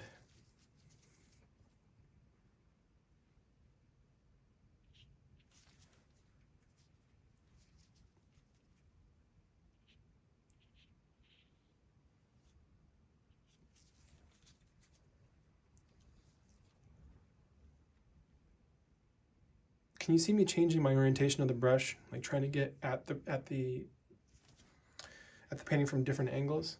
I'm anticipating the direction of the mark that I need to make, and so I want to make sure I approach it with the right amount of leverage. Sometimes it means changing the way you hold the brush too.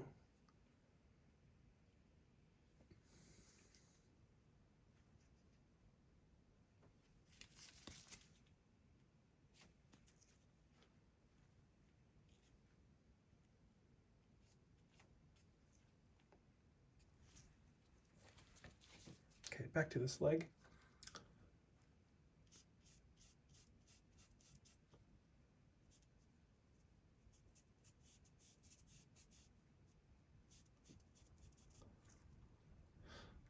So the form shadows or the terminators, they're going to be softer transitions, so they're going to be blurrier shapes. They're going to be blurrier edges of white against the brown.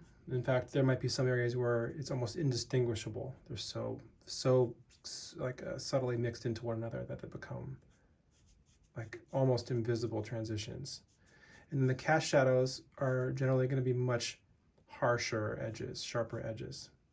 So that's something to think about when you're painting, is like look at the edges of the shadows themselves to determine, okay, is this a Terminator mass or is it a cast shadow?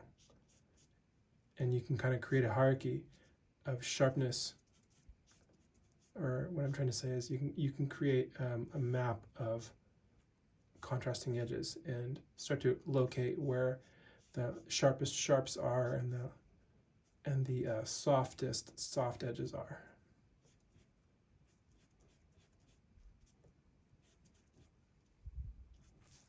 So I can see now, just from my working, that I may have made a mistake with the drawing. So I'm using the same color brush that I used to tone the canvas and just kind of blurring out.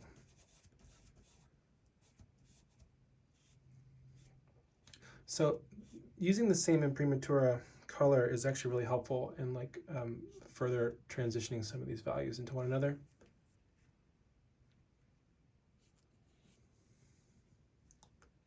But all these sharp little details can happen later. I can create, I can let this dry and then work on top of it with a finer brush and more fluid paint and like get those effects.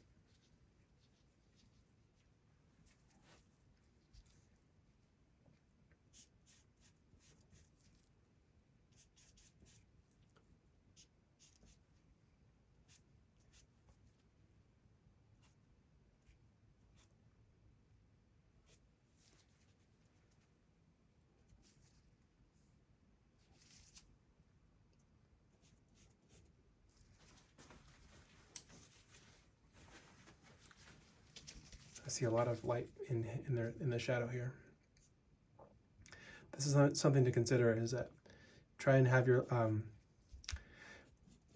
shadows have light in them, like bouncing around inside them. So it just means not going too contrasting too fast. Let there be lots of little tonal shifts inside to kind of aid in the illusion that light is just scattering and bouncing around, filling in these areas. So having a little bit of, reserve to just go a little bit darker is helpful later. So don't make your Imprimatura too dark.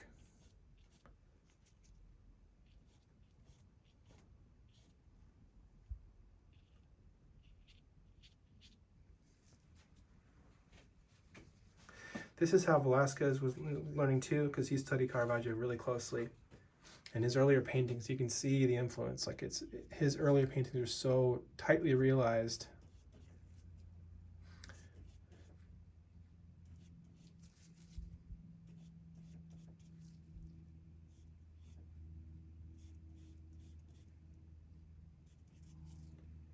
All right. Is there anything left I've yet to talk about? You guys good? You want me to paint a little more?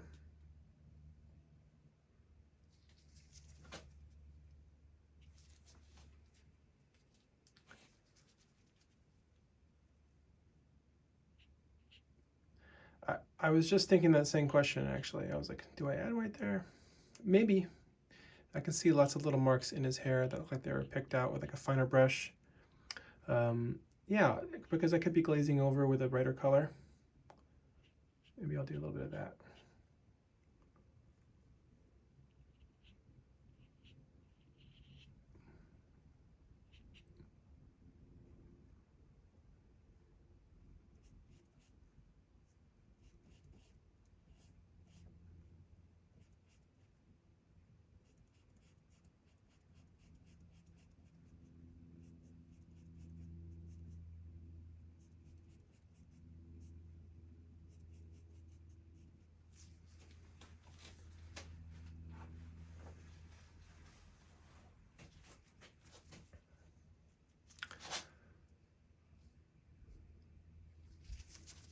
I think that most of the hair will probably remain this color. There's going to be a little bit of touches, I think maybe in here. I think maybe even up into here. Where's that grid line here? Slightly lighter. He could have built it up and then colored over it with the Imprimatura again.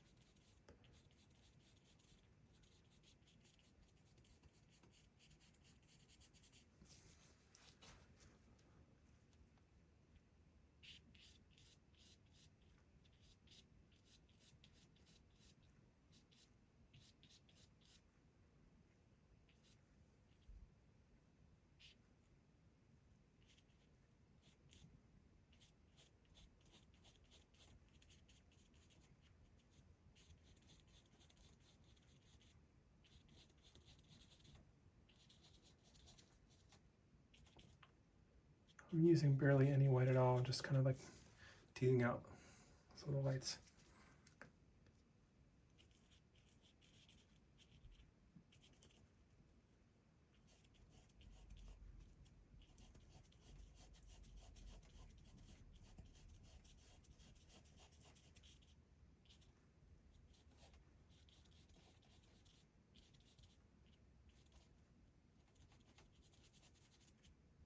So you want to maximize the effect of the Imprimatura by preserving it as much as you can where it makes sense.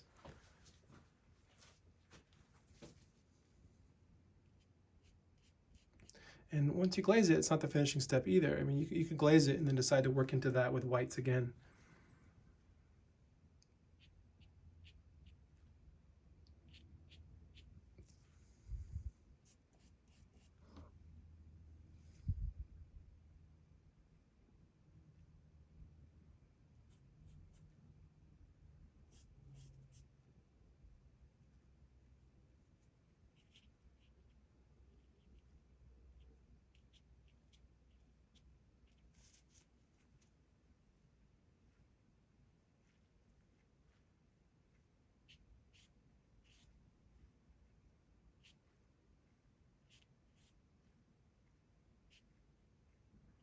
he's probably building this up with smaller marks.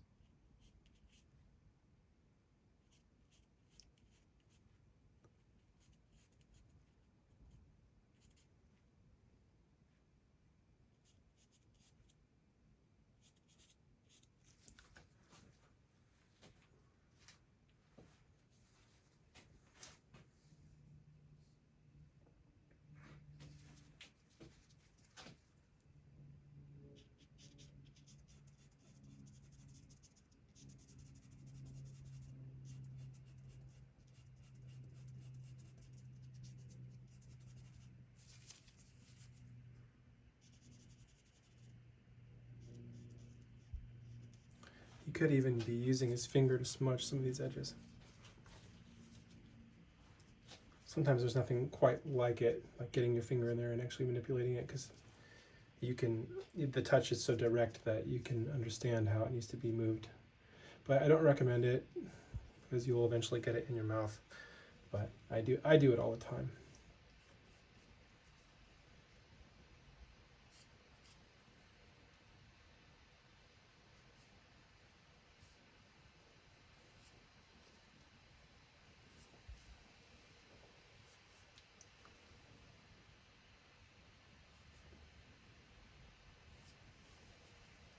Can you see that I'm able to get tiny marks with a fairly large brush? It has to be a loaded brush. Like, it's pretty well loaded.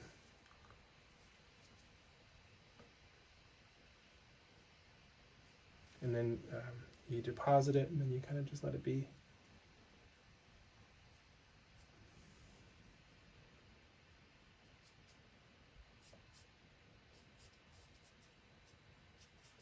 So the shapes you're looking for are not just the boundaries of the contours, but the shapes of the shadow masses.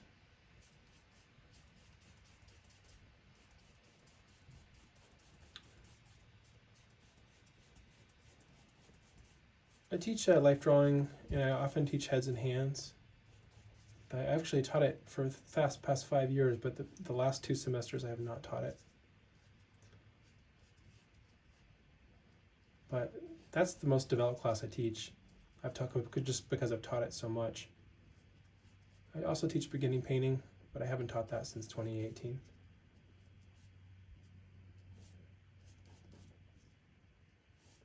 But I love figure painting. It's really what I love most, and I didn't have this opportunity when I was a student.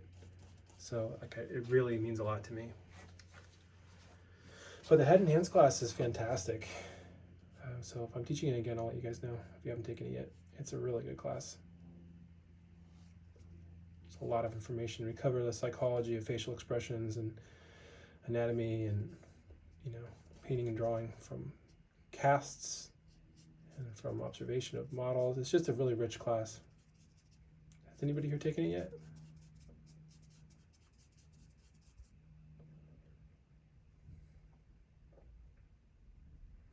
Well, I hope I'll teach it. Maybe you should take me, because I think you'll like it.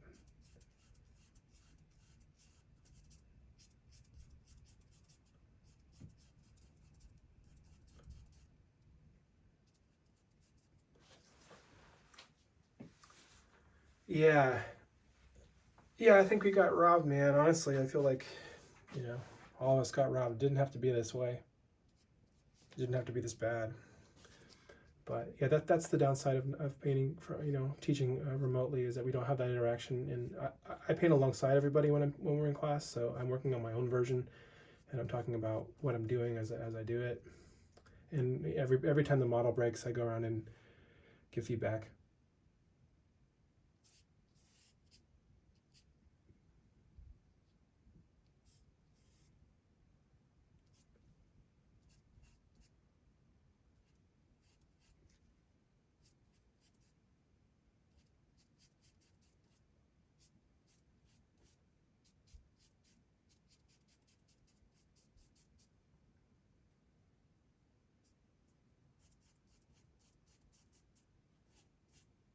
Has anyone else taken it?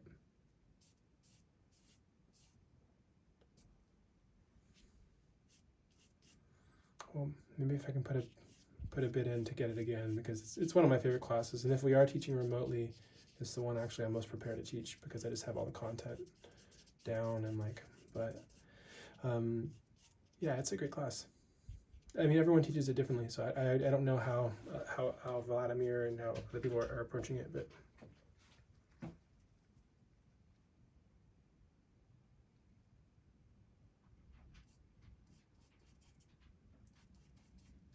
all right, what's the time? All right.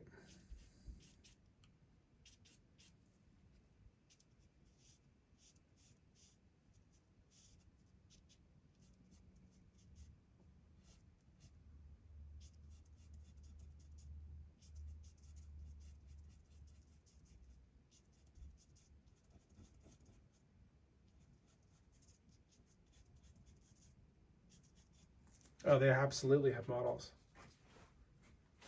And some of them were recognized as well, like they weren't like anonymous. They were like, you know, the town prostitute or something. So yeah, he was very subversive in his model choices. Like he would use a prostitute for the Virgin Mary and piss everybody off.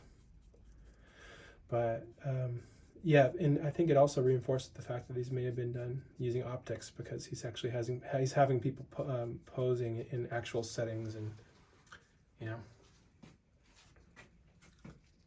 So the realism of Caravaggio, I don't think can be achieved without the model.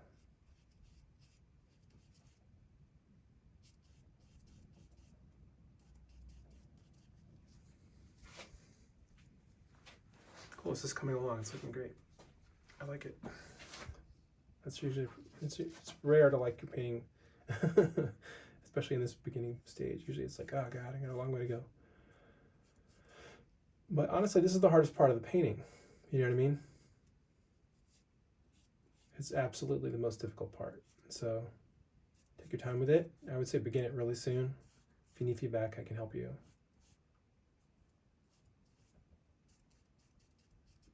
And I'll create an assignment for the self-portrait, because I know that you guys worked a long time on that.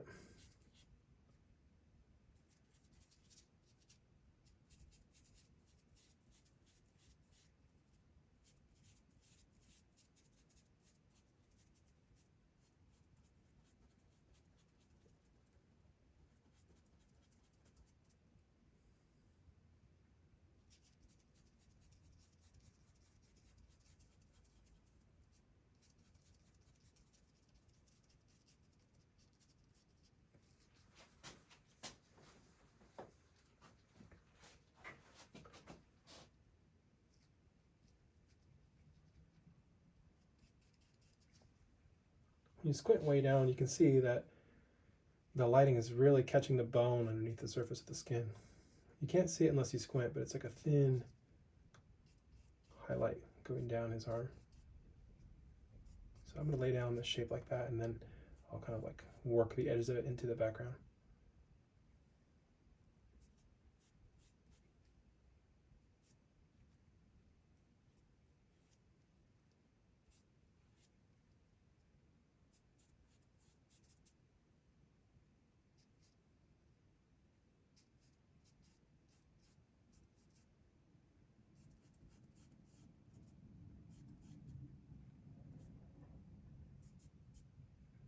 I think his Imprimatura was more red than mine.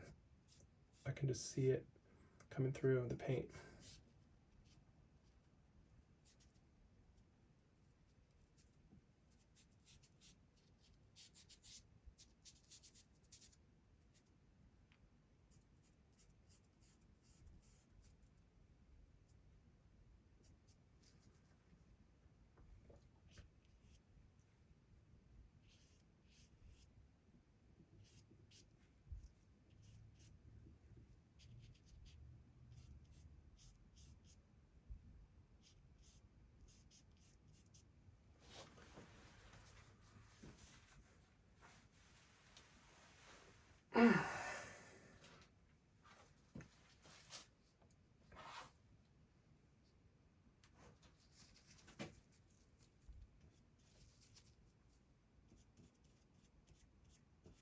See if you can intuit the directions of the marks that they're making.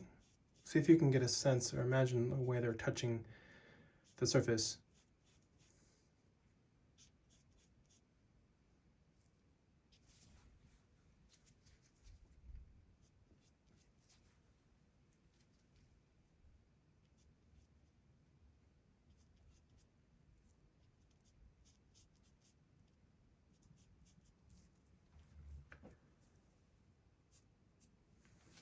Is there any major lights that I'm missing on his body besides his shoulder?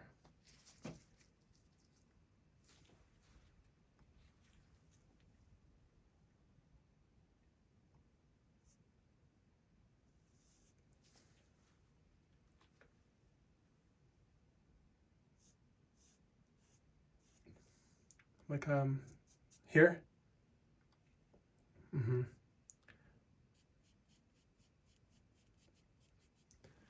Maybe what I'll do is just quickly sketch it out in pencil, because I just don't have that information. The shapes are so clear that I don't want to like just guess.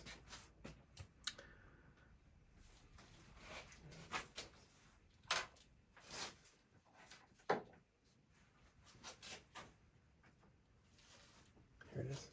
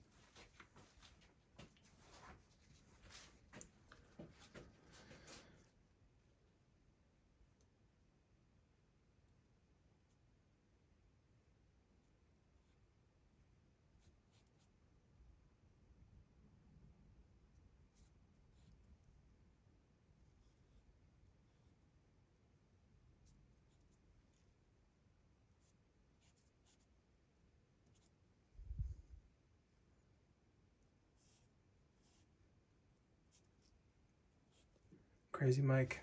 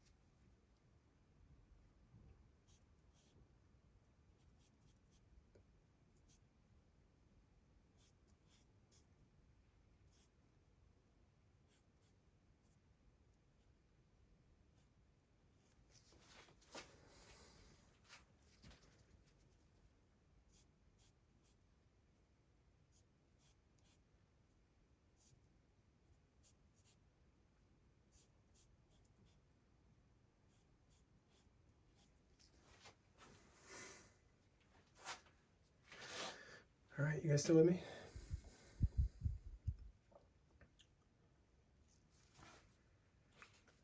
Any last questions before we go today?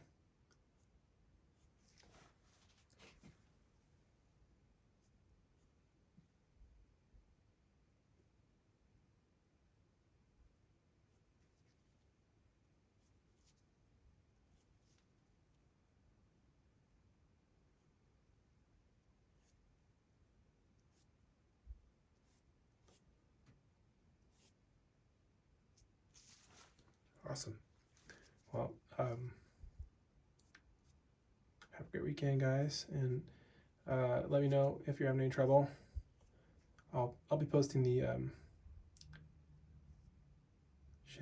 I'll be posting the assignment, the critique assignment this weekend probably, most realistically, and then I'll be doing a demo on Sunday, and I'll let you guys know on the Discord chat.